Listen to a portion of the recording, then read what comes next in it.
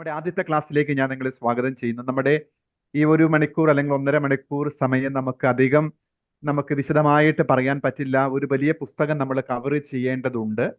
അപ്പൊ അതുകൊണ്ട് ഒരു ദീർഘമായ ആമുഖത്തിന് ഞാൻ മുതിരാതെ നേരിട്ട് നമ്മുടെ വിഷയത്തിലേക്ക് ഞാൻ പ്രവേശിക്കുകയാണ്. ഇന്നത്തെ ക്ലാസ്സിൽ ഉദ്ഘാടന സമയത്ത് ഒരുപക്ഷെ നിങ്ങൾ ആ ക്ലാസ് അല്ലെങ്കിൽ പ്രസംഗങ്ങൾ വ്യക്തമായിട്ട് ശ്രവിച്ചിരുന്നെങ്കിൽ തീർച്ചയായിട്ടും നമുക്കൊരു ദൈവശാസ്ത്രത്തിന് ഒരു ആമുഖം എന്നതുപോലെ നമുക്ക് അഭിമന്യ പിതാവ് വെളിപാടിനെ കുറിച്ച് ഒക്കെ വളരെ വിശദമായിട്ട് നമ്മളോട് സംസാരിക്കുകയുണ്ട്. എന്താണ് വെളിപാട്, എന്താണ് ദൈവാവിഷ്കാരം എന്ന് പറയുന്നത്, എന്താണ് ദൈവശാസ്ത്രം എന്ന് പറയുന്നത് എന്താണ് എന്നൊക്കെ അവിടെ പിതാവ് സൂചിപ്പിക്കുകയുണ്ടായി. എനിക്ക് തോന്നുന്നു നമ്മുടെ ഒരു ദൈവശാസ്ത്ര ക്ലാസ്സിൽ ആദ്യത്തെ ക്ലാസ് എന്ന നിലയ്ക്ക് ആദ്യം ഒരു ക്ലാസ് ദൈവശാസ്ത്ര ക്ലാസ്സിൽ പങ്കെടുക്കുന്ന വ്യക്തികൾ എന്ന നിലയ്ക്ക് ഞാൻ നിങ്ങളെ എല്ലാ ദൈവാനുഗ്രഹവും ഇതുവരെ ഒരു ദൈവത്തിന്റെ അനുഗ്രഹത്തിന്റെ ഒരു അവസരമായിട്ട് നമുക്ക് കരുതാമെന്ന് ഞാൻ പറയുകയാണ്. കാരണം നമുക്ക് ഇപ്രകാരമുള്ള ദൈവശാസ്ത്രം എന്ന് പറയുന്നത് ദയവ് ചെയ്ത് ആരും തെറ്റിദ്ധരിക്കരുത്, ബൈബിള് മാത്രം പഠിക്കുന്ന ആ ഒരു കൂട്ടായ്മ അല്ലെങ്കിൽ ഒരു വസ്തുതയാണ് ദൈവശാസ്ത്രം എന്ന് വിചാരിക്കരുത്. തീർച്ചയായിട്ടും വിശുദ്ധ വചനം അത് ഏറ്റവും പ്രധാനപ്പെട്ട പല വിഷയങ്ങളാണ്. അതിൻ്റെ അകത്ത് പഞ്ചഗ്രന്ഥി തുടങ്ങി, പ്രവാചക ഗ്രന്ഥങ്ങൾ തുടങ്ങി, 4 സുവിശേഷങ്ങൾ തുടങ്ങി, ലേഖനങ്ങൾ തുടങ്ങി, ഇതെല്ലാം അതിൻ്റെ അകത്ത് വരുന്നതാണ്. പക്ഷെ ഒപ്പം തന്നെ ദൈവശാസ്ത്രം എന്ന് പറയുമ്പോൾ അതെല്ലാത്തിനെയും ഉൾക്കൊള്ളുന്നതാണ്. എന്ന് പറഞ്ഞാൽ സഭാവിജ്ഞാനീയമുണ്ട്, ആരാധനാക്രമമുണ്ട്, ക്രിസ്തുവിജ്ഞാനിയുമുണ്ട്, ത്രിത്വൈക ദൈവശാസ്ത്രമുണ്ട്, യുഗാന്ത്യ ദൈവശാസ്ത്രമുണ്ട്. ഇങ്ങനെ സർവ്വതും ഉൾച്ചേരുന്ന ഒരു വലിയ പാഠ്യപദ്ധതി നമ്മുടെ ദൈവശാസ്ത്ര പഠനത്തിനുണ്ട് എന്നുള്ളത് നമ്മൾ ആദ്യമേ ഒന്ന് മനസ്സിലാക്കുക. എനിക്ക് തോന്നുന്നു നമ്മൾ ദൈവശാസ്ത്ര വിദ്യാർത്ഥികൾ എന്ന നിലയ്ക്ക് നമുക്കെല്ലാവർക്കും നിർബന്ധമായിട്ടും നമ്മൾ പഠിക്കുന്ന പുസ്തകത്തോടൊപ്പം തന്നെ ഉണ്ടാകേണ്ട കാര്യം ഒന്ന് വിശുദ്ധ ഗ്രന്ഥം. നമുക്കെല്ലാവർക്കും അറിയാം, എല്ലാവരിലും നമ്മുടെ പഴയ നിയമ അല്ലെങ്കിൽ പുതിയ നിയമ സമ്പൂർണ്ണ ബൈബിൾ ഉണ്ട്. അത് തീർച്ചയായിട്ടും അതാണ് നമ്മുടെ ദൈവശാസ്ത്ര പഠനത്തിന്റെ അടിത്തറ, ഏറ്റവും ആദ്യത്തെ സോഴ്സ്. നമ്മൾ അതിനെക്കുറിച്ച് ഇപ്പോൾ കാണും. രണ്ടാമത്തേത് എനിക്ക് തോന്നുന്നു സെക്കൻഡ് വത്തിക്കാൻ കൗൺസിൽ. 2ാം വത്തിക്കാൻ കൗൺസിലിന്റെ പ്രമാണ രേഖകള് അത് ഇന്ന് നിങ്ങൾക്കത് മേടിക്കാനായിട്ട് കിട്ടും. അത് നിർബന്ധമായിട്ട് നമുക്ക് ഉണ്ടാകേണ്ടത് ആവശ്യമാണ്. നമ്മുടെ എല്ലാ റെഫറൻസുകളും ഒക്കെ നമ്മുടെ വത്തിക്കാൻ കൗൺസിലിന്റെ രേഖകളെ അടിസ്ഥാനപ്പെടുത്തിയിട്ടാണ്. നിങ്ങൾക്കറിയാം, സഭയുടെ സാർവത്രിക സൂനകദോസിന്റെ പഠനങ്ങളാണ് ഏറ്റവും ആത്യന്തികമായിട്ട് നമ്മളുടെ വിശ്വാസ വിഷയങ്ങളെ സംബന്ധിച്ചിട്ടുള്ള എല്ലാ കാര്യങ്ങൾക്കും റെഫറൻസ് ആയിട്ട് നമ്മൾ ഉപയോഗിക്കുന്നത്. 3ാമത്തേത് catechism of the Catholic Church ആണ്. കത്തോലിക്ക സഭയുടെ വിശ്വാസ സംഹിത.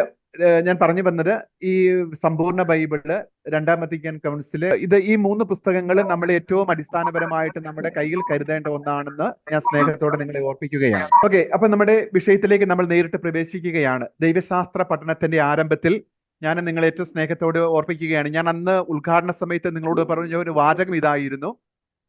എന്താണ് പത്രോസിന്റെ ലേഖനത്തിൽ, 1-ാം പത്രോസിന്റെ ലേഖനത്തിലെ 3-ാം അധ്യായം 15-ാമത്തെ വാക്യം ഞാൻ ഉദ്ധരിച്ചിരുന്നു. അവിടെ ഇപ്രകാരമാണ് നമ്മൾ വായിക്കുന്നത്: നിങ്ങളുടെ ഉള്ളിലുള്ള പ്രത്യാശയെക്കുറിച്ച് നിങ്ങളോട് ചോദ്യം ചോദിക്കുന്നവരോട് ഉത്തരം പറയുവാൻ നിങ്ങൾ സന്നദ്ധതയുള്ളവരായിരിക്കണം. എനിക്ക് തോന്നുന്നു ദൈവശാസ്ത്ര പഠനത്തിന്റെ ഒരു വലിയ ഒരു ആരംഭം ആ ഒരു വചനത്തിലുണ്ട്. നിങ്ങളുടെ ഉള്ളിലുള്ള ആ വാക്യം ഒന്നുകൂടെ ശ്രദ്ധിച്ചാൽ മതി. Always be prepared to make your defence to anyone who demands from you and accounting for the hope that is in you. നിങ്ങളെ ഉള്ളിലുള്ള പ്രത്യാശയെക്കുറിച്ച് ചോദ്യം ചോദിക്കുന്നവരോട് ഉത്തരം പറയുവാൻ നിങ്ങൾ സന്നദ്ധതയുള്ളവരായിരിക്കണം എന്ന് പറഞ്ഞാൽ എന്താണ് അതിന്റെ അർത്ഥം? നമ്മുടെ വിശ്വാസത്തെക്കുറിച്ച് ഇന്നേറെ ചോദ്യങ്ങൾ ഉയരുന്നുണ്ട്. എന്താണ് വിശ്വാസം? എന്തിനാണ് ദൈവത്തിൽ വിശ്വസിക്കുന്നത്? കാരണം ഒരു അതെയിസം അല്ലെങ്കിൽ നിരീശ്വരവാദിത്വം ഏറ്റവും കൂടുതൽ വളരുന്ന ഒരു കാലഘട്ടത്തിലാണ് നമ്മൾ ജീവിക്കുന്നത്. നമുക്കറിയാം, കേരളത്തിൽ തന്നെ എസൻസ് ഗ്ലോബലിന്റെ നേതൃത്വത്തിലുള്ള വളരെ ഒരു നിരീശ്വരവാദികളുടെ വലിയൊരു കൂട്ടായ്മയുണ്ട്. അപ്പോൾ അഗ്നോസ്റ്റിക്കുകളുണ്ട്. എന്താണ് അഗ്നോസ്റ്റിക്കുകൾ? എന്താണ് അതിന്റെ അർത്ഥം എന്ന് പറഞ്ഞാൽ ഞങ്ങൾക്ക് ദൈവം ഉണ്ടോ ഇല്ലെന്ന് അറിയത്തില്ല, അതുകൊണ്ട് ഞങ്ങൾക്ക് വിശ്വാസമില്ല, കണ്ടതിലും അല്ലെങ്കിൽ തെളിയിക്കപ്പെടുന്നതിൽ മാത്രമേ ഞങ്ങൾ വിശ്വസിക്കുകയുള്ളൂ എന്ന് പറയുന്ന ഒരു അഗ്നോസ്റ്റിസിസം ഉണ്ട്. പിന്നെ റിലേറ്റിവിസം, എല്ലാം ആപേക്ഷികമാണ് എന്ന് പറയുന്ന റിലേറ്റിവിസം എന്ന് പറയുന്നതുണ്ട്. അപ്പൊ ഇന്ന് പിതാവ് ഇതിന്റെ ആരംഭത്തിൽ ഒന്ന് സൂചിപ്പിച്ചിരുന്നു. ഒരുപക്ഷെ നിങ്ങൾ ചില വാക്കുകൾ കേട്ട് പേടിക്കുകയൊന്നും വേണ്ട. പിതാവ് പറഞ്ഞു ചില വാക്കുകൾ, പ്രത്യേകിച്ച് കൺസെപ്റ്റുകൾ, ഫിലോസഫിക്കൽ ടേംസ്, തിയോളജിക്കൽ ടേംസ്, പെരിക്കുറേസിസ്, ട്രാൻസബ്സ്റ്റാൻസിയേഷൻ, കോൺസബ്സ്റ്റാൻഷിയാലിറ്റി, ഹോമോഊസിയ തുടങ്ങിയ കുറെ വാക്കുകളൊന്നും കേട്ട് നിങ്ങൾ ആരും പേടിക്കേണ്ട എന്ന് പറഞ്ഞു. തീർച്ചയായിട്ടും നമുക്ക് നമ്മുടെ ഒരു ഫിലോസഫിക്കൽ ഒരു ബാക്ക്ഗ്രൗണ്ടും കൂടെ നമ്മുടെ ദൈവശാസ്ത്ര പഠനത്തിന് ചെറുതായിട്ട് ആവശ്യമുണ്ട്. നമ്മളത് പതുക്കെ പതുക്കെ ക്ലാസ്സുകൾ നിങ്ങൾക്ക് അത് പതുക്കെ മനസ്സിലാക്കിക്കോളൂ. നമ്മുടെ സാധാരണ ഭാഷ അല്ല ദൈവശാസ്ത്രത്തിന്റെ ഭാഷ എന്ന് പറയുന്നത്.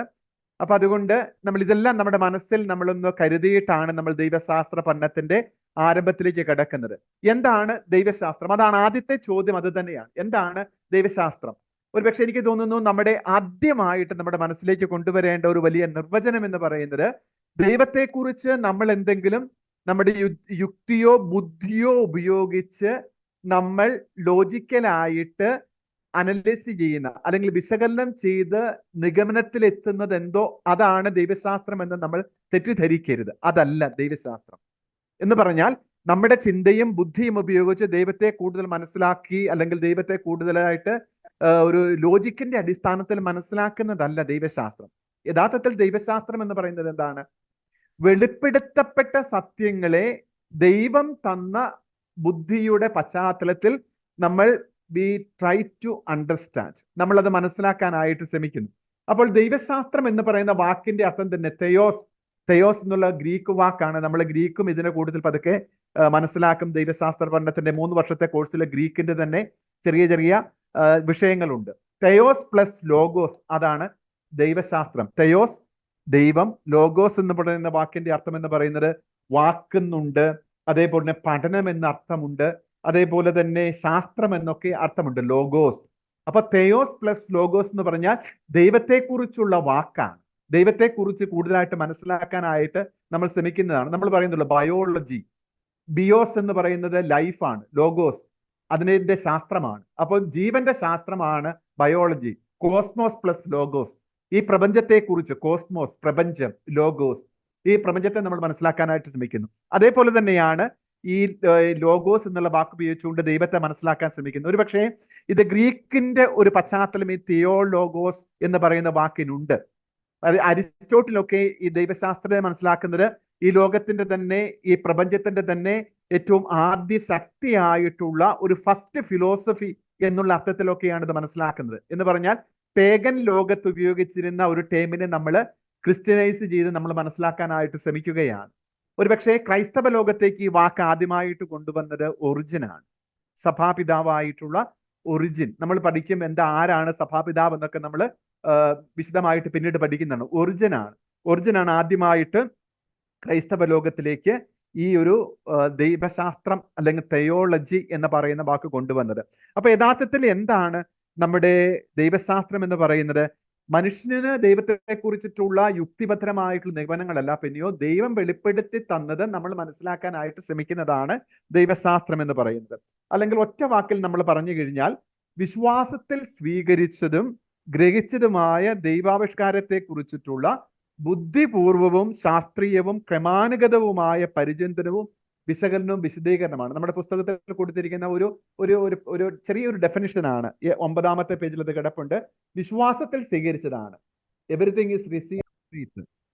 വിശ്വാസത്തിൽ സ്വീകരിച്ചത് ഗ്രഹിച്ചതായിട്ടുള്ള ദൈവാവിഷ്കാരത്തെ കുറിച്ചിട്ടുള്ള ബുദ്ധിപൂർവവും ശാസ്ത്രീയവും ക്രമാനുഗതവുമായ പരിചിന്തനമാണ് ദൈവശാസ്ത്രം എന്ന് പറയുന്നത്. അപ്പൊ ഒരു ആമുഖമായിട്ട് മാത്രം നമ്മൾ കരുതിയിട്ട് ഇനി ദൈവശാസ്ത്രത്തിന്റെ ഉറവിടങ്ങൾ, what are the sources of theology എന്നുള്ളതാണ് നമ്മുടെ ഏറ്റവും അടിസ്ഥാനപരമായ ചോദ്യം. നിങ്ങൾക്ക് എല്ലാവർക്കും അറിയാം എന്തായിരിക്കും ദൈവത്തെ കൂടുതലായിട്ട് അറിയുവാനായിട്ട് എന്താണ് യഥാർത്ഥത്തിൽ നമ്മൾ ചെയ്യുന്നത്? നമ്മൾ ഏറ്റവും ആദ്യമായിട്ട് ആശ്രയിക്കുന്നത് ദൈവവചനത്തെയാണ്. കാരണം ദൈവവചനത്തിലൂടെ അവൻ തന്നെ നമുക്ക് വെളിപ്പെടുത്തി തന്നു. അപ്പോൾ ബൈബിളിനെ, ദൈവവചനത്തെ കുറിച്ച് പറയുന്നത് എന്താണ്? ദൈവശാസ്ത്രത്തിന്റെ കേന്ദ്രം വിശുദ്ധ ഗ്രന്ഥമാണ്. അപ്പോൾ ഒന്നാമത്തെ what are the sources of theology എന്ന് പറയുമ്പോൾ നമ്മുടെ മനസ്സിൽ കൃത്യമായിട്ട്, ഇപ്പൊ തന്നെ നമ്മൾ ക്ലാസ് കൃത്യമായിട്ട് ഫോളോ ചെയ്താൽ നിങ്ങൾക്ക് ഇതെല്ലാം ഒരു മനസ്സിൽ കൃത്യമായിട്ട് ബൈഹാർട്ട് ചെയ്യാനായിട്ട് പറ്റും. ദൈവശാസ്ത്രത്തിന്റെ ഉറവിടം വിശുദ്ധ വചനമാണ്. രണ്ടാമത്തത്, ദൈവശാസ്ത്രം എന്ന് പറയുന്നത് ഒരു ട്രിനിറ്റേറിയൻ ആണ്. കാരണം എന്താണ്? ദൈവത്തിന്റെ ആവിഷ്കാരം മുഴുവൻ ത്രിത്വൈക അധിഷ്ഠിതമാണ്. ത്രിത്വൈക ദൈവമാണ് എല്ലാ ദൈവാവിഷ്കാരത്തിന്റെയും റെവലേഷന്റെയും ഉറവിടം. ഈ ദൈവമാണ് സ്വയം ആവിഷ്കരിക്കുന്നതും ആവിഷ്കൃതനാകുന്നതും. അതുകൊണ്ട് ദൈവശാസ്ത്രം എന്ന് പറയുന്നത് ഒരു വിശുദ്ധ അത്തനേഷ്യസ്, സഭാപിതാവായിട്ടുള്ള അത്തനേഷ്യസ് പറയുന്നത് theology is the contemplation of Trinity എന്ന് പറയാറുണ്ട്. ദൈവശാസ്ത്രം എന്ന് പറയുന്നത് തൃത്വത്തെ കുറിച്ചിട്ടുള്ള ധ്യാനമാണ്. ഓക്കെ, ഞാനത് പെട്ടെന്ന് പറഞ്ഞു പോകുന്നേ ഉള്ളൂ. ഒന്ന്, തിയോളജി ഈസ് ബിബ്ലിക്കൽ. രണ്ട്, ട്രിനിറ്റേറിയൻ. മൂന്നാമത്തത് സഭാത്മകമാണ്, എക്ലേസിയലാണ്. എന്ന് പറഞ്ഞാൽ അടിസ്ഥാനപരമായിട്ട് സഭാത്മകമാണ്, എക്ലേസിയലാണ്. കാരണം ക്രിസ്തുവിന്റെ വെളിപാട് മുഴുവൻ, അത് വചനം ഉൾപ്പെടെ നമ്മളിലേക്ക് കടന്നു വരുന്നത് സഭയിലൂടെയാണ്. നമ്മൾ അതിന് വളരെ വ്യക്തമായിട്ട് കുറച്ചും കൂടി ആഴത്തിൽ പിന്നീട് പഠിക്കും. എന്താണ് ഈ സഭാത്മകം എന്ന് പറയുന്നതിന്റെ അർത്ഥം? ഇപ്പൊ നമുക്ക് തന്നെ പലപ്പോഴും നമ്മുടെ മനസ്സിൽ പലരും പറയുന്നത് കേട്ടിട്ടുണ്ട്, ക്രിസ്തു പോരെ, എന്താണ് ഇതിനാണ് പിന്നെ സഭ? ഞങ്ങൾ ക്രിസ്തുവിൽ വിശ്വസിക്കുന്നുണ്ട്, വേറെ ഒന്നിലും ഞങ്ങൾ വിശ്വസിക്കുന്നില്ല. ചില നാടുകളിലുള്ള ഒരു മൂവ്മെന്റ് തന്നെയായിരുന്നു ക്രൈസ്റ്റ് അലോൺ, ക്രിസ്തു മാത്രം മതി എന്നുള്ളത്. പക്ഷെ അതൊരു വളരെ തെറ്റായിട്ടുള്ള ഒരു കാഴ്ചപ്പാടാണ്. കാരണം ഇന്ന് ക്രിസ്തുവിനെ നമ്മളിലേക്ക് എത്തുന്നത് തിരുവചനത്തിലൂടെയാണെങ്കിൽ, കൂദാശകളിലൂടെയാണെങ്കിൽ, ആ കൂദാശകൾ പരികർമ്മം ചെയ്യുന്നതും സ്ഥാപിക്കപ്പെടുന്നതുമെല്ലാം സഭയിലൂടെയാണ്. അപ്പൊ ഏറ്റവും അടിസ്ഥാനപരമായ കൂദാശ ഏതാണെന്ന് ചോദിച്ചാൽ എന്താണ്? സഭയാണ്. സഭയില്ലാതെ എന്തില്ല? കൂദാശകളില്ല.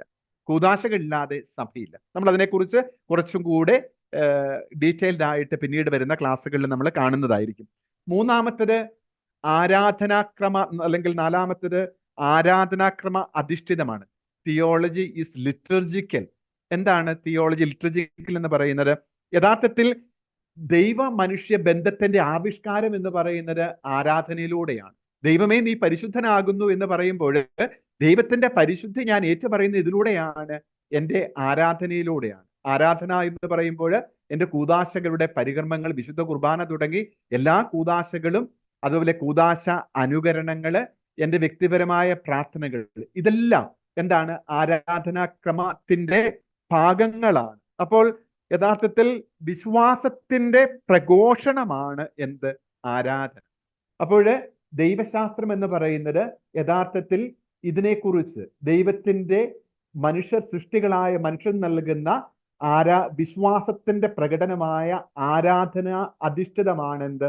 ദൈവശാസ്ത്രം എന്ന് പറയുന്നത്. അടുത്തത് സാർവത്രിക സൂനകദോസുകളുടെയും സഭാപിതാക്കന്മാരുടെയും പഠനങ്ങളിൽ അധിഷ്ഠിതമാണ് ദൈവശാസ്ത്രം. ഒരുപക്ഷെ ദൈവശാസ്ത്രത്തിന്റെ ആധികാരികത നമുക്ക് വെളിപ്പെടുന്നത് സഭാപിതാക്കന്മാരുടെ പഠനങ്ങളിലൂടെയാണ്, അല്ലെങ്കിൽ സഭയുടെ സാർവത്രിക സൂനകദോസുകളിലൂടെയാണ്. അപ്പൊ അതുകൊണ്ടാണ് ഞാൻ കൃത്യമായിട്ട് നിങ്ങളോട് പറഞ്ഞത്, നമ്മുടെ ദൈവശാസ്ത്ര പഠനത്തിന്റെ ഏറ്റവും അടിസ്ഥാനപരമായിട്ട് സോഴ്സുകൾ, അല്ലെങ്കിൽ വത്തിക്കാൻ കൗൺസിലാണ് ഏറ്റവും അവസാനം ഉണ്ടായതുകൊണ്ട് വത്തിക്കാൻ കൗൺസിലിന്റെ പഠനങ്ങൾ, സഭാപിതാക്കന്മാരുടെ പഠനങ്ങൾ അങ്ങേയറ്റം നമുക്ക് അതിന്റെ അടിസ്ഥാനം തന്നെയാണ്. കാരണം ആരാണ് സഭാപിതാക്കന്മാര്? നമ്മളിപ്പം കാണും. നമ്മളിപ്പോൾ who are the church fathers നമ്മളിതിപ്പോ കാണാനായിട്ട് പോവുകയാണ്. What does it mean by patrology? ആ ഒരു സഭാപിതാക്കന്മാരെ കുറിച്ച് പഠിക്കുന്ന ആ ഒരു ശാസ്ത്ര അല്ലെങ്കിൽ ദൈവശാസ്ത്ര ശാഖയ്ക്ക് പറയുന്നത് പട്രിസ്റ്റിക്സ് അല്ലെങ്കിൽ പട്രോളജി. ദൈവശാസ്ത്ര പഠനമുണ്ട്, ഒപ്പം തന്നെ സഭാപിതാക്കന്മാരെ കുറിച്ചും പഠനമുണ്ട്. അത് പട്രോളജി അല്ലെങ്കിൽ പട്രിസ്റ്റിക്സ് എന്ന നാമത്തിൽ അറിയപ്പെട്ടു. നമ്മളത് വീണ്ടും കാണാം. വീണ്ടും എക്യുമെനിക്കലാണ്. അപ്പോൾ ഒന്ന്, ഇപ്പൊ നമ്മുടെ മനസ്സിലേക്ക് നമ്മുടെ ഒരു ആമുഖത്തിന്റെ അല്ലെങ്കിൽ ആദ്യ നിമിഷം എന്ന നിലയിൽ ഞാൻ പറഞ്ഞ കാര്യം ഇത്ര മാത്രമേ ഉള്ളൂ.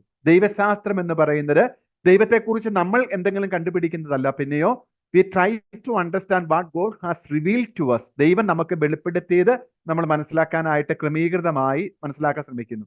അപ്പോൾ അടുത്ത ഒരു വലിയ ചോദ്യം ഇതായിരുന്നു, ഈ തിയോളജി എന്ന് പറയുന്നത് എന്താണ്, അല്ലെങ്കിൽ തിയോളജിയുടെ സോഴ്സസ് എന്താണ്? നമ്മൾ കണ്ടു, theology is biblical, theology is Trinitarian, theology is ecclesial, theology is liturgical, theology is based on the teachings of the fathers of the church and on the ecumenical council, and theology is ecumenical. Okay, അപ്പൊ ഇത് നമുക്ക് വളരെ clear ആയി. ദൈവശാസ്ത്രത്തിന്റെ ഉറവിടം, അടിസ്ഥാനം എന്ന് പറയുന്നത് എന്താണ്? ഇനി ദൈവശാസ്ത്രത്തെ നമ്മൾ പലതായിട്ട് നമ്മളൊന്ന് തിരിക്കാറുണ്ട്, അല്ലെങ്കിൽ നമ്മൾ ഒരു ഡിവിഷൻ ഉണ്ട്. എന്തൊക്കെയാണ്? ഒന്ന്, ദൈവശാസ്ത്രത്തെ ചരിത്രപരമായിട്ടുള്ള ദൈവശാസ്ത്രമെന്നും ക്രമീകൃത ദൈവശാസ്ത്രമെന്നും നമ്മൾ ഒന്ന് മനസ്സിലാക്കാനായിട്ട് ശ്രമിക്കുകയാണ്. രണ്ടായിട്ട് നമുക്ക് ദൈവശാസ്ത്രത്തെ പൊതുവായിട്ട് തിരിക്കാം. ഒന്ന് ചരിത്രപരമായിട്ടുള്ള ദൈവശാസ്ത്രം, രണ്ട് systematic theology and historical theology. എന്താണ് ചരിത്രപരമായ ദൈവശാസ്ത്രം എന്ന് പറയുമ്പോൾ? വെളിപാട്, there is a history of revelation, there is a history of salvation, there is a church history, സഭാപിതാക്കന്മാർ, fathers of the church, also the dogmatic history, ഹഗിയോളജി, വിശുദ്ധന്മാരുടെ ചരിത്രം തുടങ്ങിയവയൊക്കെ ചരിത്രപരമായ ദൈവശാസ്ത്രത്തിന്റെ വേർപിരിവുകളാണ് അല്ലെങ്കിൽ തിരിവുകളാണ്. എന്താണ് സിസ്റ്റമാറ്റിക് തിയോളജിയുടെ പ്രധാനപ്പെട്ട ശാഖകൾ ഏതൊക്കെയാണ്?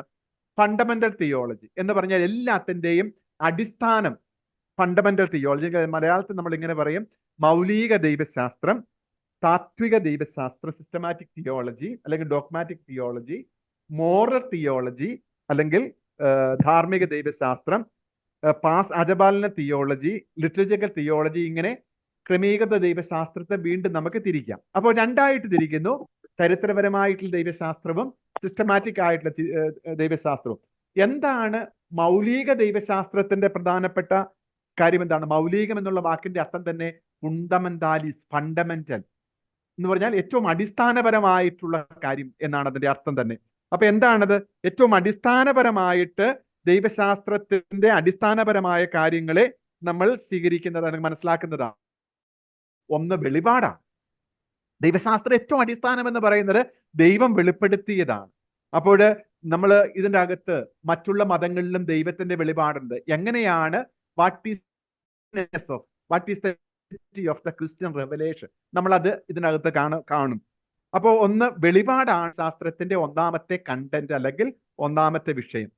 ശാസ്ത്രത്തിന്റെ അടിത്തറ എന്ന് പറയുന്നത് വിശ്വാസം തന്നെയാണ്, വെളിപാട്. അതുകൊണ്ട് യഥാർത്ഥത്തിൽ രണ്ടാമത്തെ മൗലിക ദൈവശാസ്ത്രത്തിന്റെ വിഷയം എന്ന് പറയുന്നത് വിശ്വാസത്തെക്കുറിച്ചാണ്. മൂന്നാമത്തേത് എന്താണ്? മനുഷ്യ കാര്യങ്ങൾ, relation, faith and human anthropos. അല്ലെങ്കിൽ ആന്ത്രോപോസ് എന്ന് പറഞ്ഞ വാക്കിന്റെ അർത്ഥം എന്താണ്? മനുഷ്യൻ ആണ് ആന്ത്രോപോളജി. അപ്പോൾ തിയോളജിക്കൽ ആന്ത്രോപോളജി ഉണ്ട്. അപ്പൊ അവിടെ കുറെ വിഷയങ്ങളുണ്ട്. എന്താണ് തിയോളജിക്കൽ ആന്ത്രോപോളജി എന്ന് പറഞ്ഞാൽ? മനുഷ്യന്റെ ഉത്ഭവം, അവിടെ നമ്മൾ പരിണാമത്തെ കുറിച്ച് കാണും. വിശുദ്ധ ഗ്രന്ഥത്തിന്റെ അടിസ്ഥാനത്തിൽ പരിണാമം, യഥാർത്ഥത്തിൽ ശാസ്ത്രവുമായിട്ട് ഈ അല്ലെങ്കിൽ വിശുദ്ധ ഗ്രന്ഥത്തിന്റെ വിശ്വാസത്തിന്റെ അടിസ്ഥാനത്തിൽ നമുക്ക് പരിണാമവാദത്തെ, സിദ്ധാന്തത്തെ നമുക്ക് മനസ്സിലാക്കാനായിട്ട് പറ്റുമോ? മനുഷ്യൻ ദൈവത്തിന്റെ ഛായയിലും സാദൃശ്യത്തിലും സൃഷ്ടിച്ചു എന്ന് പറയുന്നതിന്റെ അർത്ഥം എന്താണ്? എന്താണ് ആദ്യ പാപം എന്ന് പറയുന്നത്? എന്താണ് പാപത്തിന്റെ പരിണമൊക്കെ? നമ്മുടെ തിയോളജിക്കൽ ആന്ത്രോപോളജിയിൽ നമ്മൾ പഠിക്കാനായിട്ട് പോകുന്ന വിഷയങ്ങൾ എന്തൊക്കെയാണ്? Revelation, faith, anthropology, theological anthropology. അപ്പൊ ഇത്രയും മനസ്സിലായി. ഓക്കെ, നമ്മൾ ആദ്യം തൊട്ടേ പറഞ്ഞു. ഒന്നുകൂടെ ഞാൻ സ്ഥാനങ്ങൾ രണ്ടായിട്ട് തിരിക്കുന്നു. ചരിത്രപരമായ ദൈവശാസ്ത്രം, ക്രമീകൃത ദൈവശാസ്ത്രം. ക്രമീകൃത ദൈവശാസ്ത്രത്തിന്റെ ഏറ്റവും പ്രധാനപ്പെട്ട ഒന്നാണ് ഫണ്ടമെന്റൽ തിയോളജി. ഫണ്ടമെന്റൽ തിയോളജിയിൽ 3 വിഷയങ്ങളാണ്: റെവലേഷൻ, ഫെയ്ത്ത്, മനുഷ്യൻ. ഓക്കെ, വളരെ കറക്റ്റ് ആണ്. ഒന്ന് പഠിക്കുന്നത് താത്വിക ദൈവശാസ്ത്രം എന്ന് പറയുന്നത് എന്താണ്? ഒരു തിയറിറ്റിക്കൽ ആയിട്ടുള്ള പഠനമാണ് ക്രമീകൃത ദൈവശാസ്ത്രം അല്ലെങ്കിൽ താത്വിക ദൈവശാസ്ത്രം, സിസ്റ്റമാറ്റിക് തിയോളജി എന്നതുകൊണ്ട് നമ്മൾ മനസ്സിലാക്കുന്നത്. അപ്പോൾ ഈ താത്വിക ദൈവശാസ്ത്രത്തിലെ പ്രധാനപ്പെട്ട വിഷയങ്ങൾ എന്തൊക്കെയാണ്? നമ്മൾ ആദ്യമായിട്ട് കാണുന്നത് ഹോളി ട്രിനിറ്റി. അവിടെ ആ ഒരു വിഷയം, ദൈവശാസ്ത്രം എന്ന് പറയുന്നത് തന്നെ it is a contemplation of Trinity. ദൈവശാസ്ത്രം ട്രിനിറ്റേറിയൻ ആണ്. കാരണം അത് നമ്മൾ ആരും കണ്ടുപിടിച്ചതല്ല, പിന്നെയോ ദൈവം വെളിപ്പെടുത്തിയത്. പിതാവായ ദൈവത്തെ പുത്രൻ തമ്പുരാൻ വെളിപ്പെടുത്തുകയും പുത്രൻ തമ്പുരാൻ ഉരുവായത് വചനമാകുന്ന ദൈവം തമ്പുരാൻ ഈ ലോകത്തിലേക്ക് വന്നത് പരിശുദ്ധാത്മാവിന്റെ പ്രവർത്തനത്താലാണ്. അപ്പോൾ ദൈവത്തിന്റെ വെളിപാടെന്ന് പറയുന്നത് തന്നെ എന്താണ്? യഥാർത്ഥത്തിൽ ത്രിത്വൈകമാണ്. അപ്പൊ അതുകൊണ്ട് ത്രിത്വൈക ദൈവശാസ്ത്രത്തെ കുറിച്ച് നമ്മൾ വ്യക്തമായിട്ടൊന്ന് കാരണം നമ്മുടെ എല്ലാം പിതാവും പുത്രനും പരിശുദ്ധാത്മാവുമായിട്ടുള്ള പൂർണ്ണ കൂട്ടായ്മയാണ് എന്ത്? ദൈവശാസ്ത്രം. ഈ ദൈവശാസ്ത്രത്തെ കുറിച്ച് നമ്മൾ പിന്നീട് ഒരു പുസ്തകം തന്നെ നമ്മൾ, പ്രത്യേകിച്ച് ട്രിനിറ്റിയെ കുറിച്ച് ഒരു പുസ്തകം തന്നെ നമ്മൾ പിന്നീട് കൃത്യമായിട്ട് പഠിക്കും.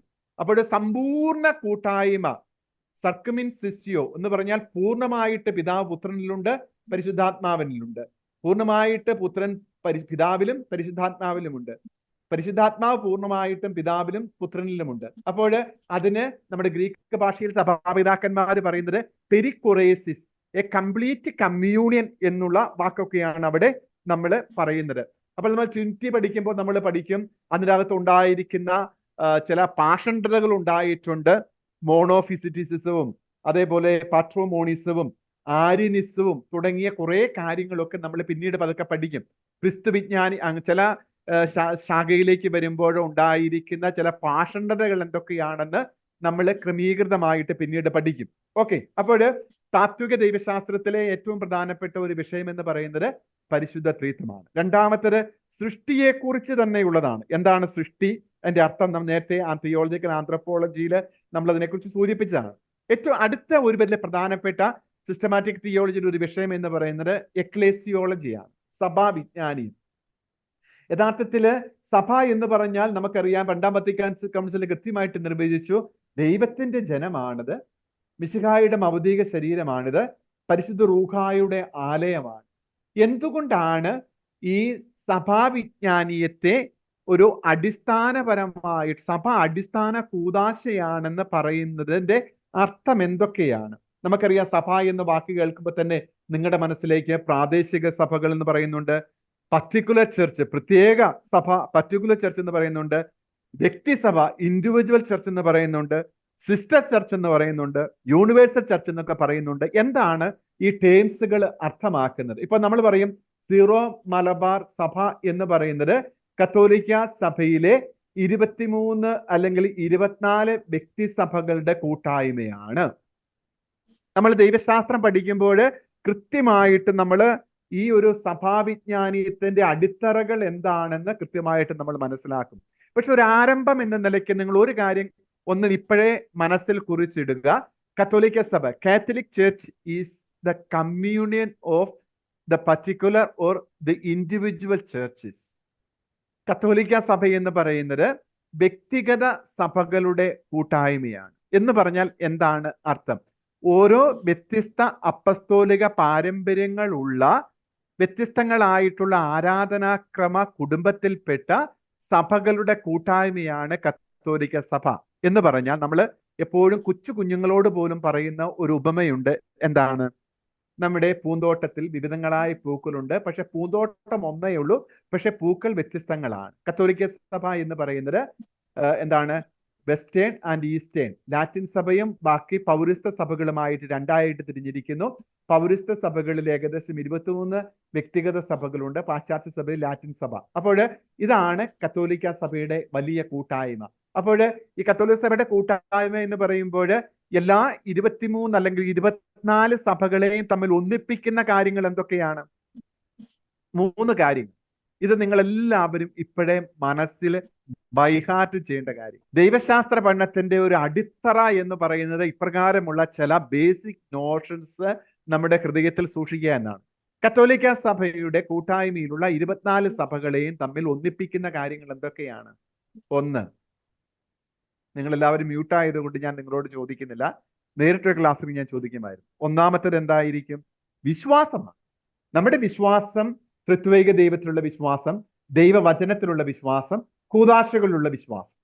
7 കൂദാശകളിൽ വിശ്വസിക്കുകയും വിശുദ്ധ വചനത്തിലെ 73 പുസ്തകങ്ങളെ 70 ദൈവനിവേശിത ഗ്രന്ഥങ്ങളായിട്ട് കരുതുകയും ചെയ്യുന്ന ആ ഒരു വിശ്വാസത്തിന്റെ കൂട്ടായ്മയാണ് കത്തോലിക്ക സഭയിലെ 23 വ്യക്തിഗത സഭകളും എടുക്കുന്നത്. രണ്ടാമത്തേത് എന്തായിരിക്കും? വിശ്വാസം നമ്മൾ പറഞ്ഞു കഴിഞ്ഞു. രണ്ടാമത്തേത് എന്താണ്? സഭയുടെ തലവൻ എന്ന് പറയുന്നത് മാർപ്പാപ്പയാണ്. 23 വ്യക്തിഗത സഭകളുടെയും പൊതു തലവൻ എന്ന് പറയുന്നത് കത്തോലിക്ക സഭയുടെ പരമാധ്യക്ഷനായിട്ടുള്ള പോപ്പാണ്. മൂന്നാമത്തേത് കത്തോലിക്ക സഭയുടെ ധാർമ്മിക പഠനങ്ങൾ എല്ലാവർക്കും ഒരേപോലെയാണ്. അവിടെ ഒരു സഭയ്ക്ക് വ്യത്യസ്തങ്ങളായിട്ടുള്ള വേറെ പഠനങ്ങളില്ല. ജീവൻ അമൂല്യമാണെന്നുള്ളത് ആ ഒരു മോറൽ പ്രിൻസിപ്പൽ എല്ലാവർക്കും ബാധകമാണ്. അപ്പോൾ 3 കാര്യങ്ങൾ. ഒന്ന്, വിശ്വാസം. എന്താണ് വിശ്വാസം? എന്തിലുള്ള വിശ്വാസം? 7 കൂദാശകളില്, വിശുദ്ധ വചനത്തിൽ. വിശുദ്ധ വചനം എന്ന് 73 പുസ്തകമുള്ള സമ്പൂർണമായിട്ടുള്ള ദൈവവചനത്തിൽ. പിന്നെ രണ്ടാമത്തേത് മാർപ്പാപ്പയുടെ പരമാധികാരം, supremacy of the pops, supreme പോണ്ടിഫ്. മൂന്നാമത്തേത് പോണ്ടിഫ് എന്ന് പറഞ്ഞാൽ പാലം തന്നെയാണ്. അപ്പൊ എല്ലാ സഭകളെയും തമ്മിൽ കൂട്ടിയോജിപ്പിക്കുന്ന സാർവത്രിക അല്ലെങ്കിൽ പരമാധ്യക്ഷൻ മാർപ്പാപ്പയാണ്. മൂന്നാമത്തേത് ധാർമ്മിക പഠനങ്ങൾ. ഇനി അത് 3 നമ്മുടെ മനസ്സിൽ വെച്ച് കഴിഞ്ഞാൽ അടുത്ത എൻ്റെ ഒരു ചോദ്യം ഇതാണ്. അപ്പോൾ നമ്മളെ തമ്മിൽ വ്യത്യസ്തരാക്കുന്നത് എന്താണ് യഥാർത്ഥത്തിൽ? നമ്മളെ തമ്മിൽ വ്യത്യസ്തരാക്കുന്നത് എന്താണ്? ഒന്ന്, നമ്മുടെ അപ്പസ്തോലിക പാരമ്പര്യം വ്യത്യസ്തമായിരിക്കും. നമ്മളുടെ ആരാധനാക്രമം വ്യത്യസ്തമായിരിക്കും. നമ്മളുടെ ഡിസിപ്ലിൻ ഹൈറാർക്കി വ്യത്യസ്തമായിരിക്കും. നമ്മുടെ കാനനിലോ വ്യത്യസ്തമായിരിക്കും.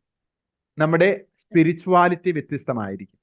വിശ്വാസം ഒന്ന്, അത് അനുഷ്ഠിക്കുന്ന ആരാധനാക്രമങ്ങൾ വ്യത്യസ്തമാണ്. ഉദാഹരണത്തിന് കർത്താവ് സ്ഥാപിച്ച വിശുദ്ധ കൂദാശയായിട്ടുള്ള മാമോദിസയോ അല്ലെങ്കിൽ ഏത് കൂദാശ എടുത്തോട്ടെ, അത് ലാറ്റിൻ സഭയിൽ പരികർമ്മം ചെയ്യുന്നത് പോലെയല്ല പൗരസ്ത്യ സഭകളിൽ പരികർമ്മം ചെയ്യുന്നത്.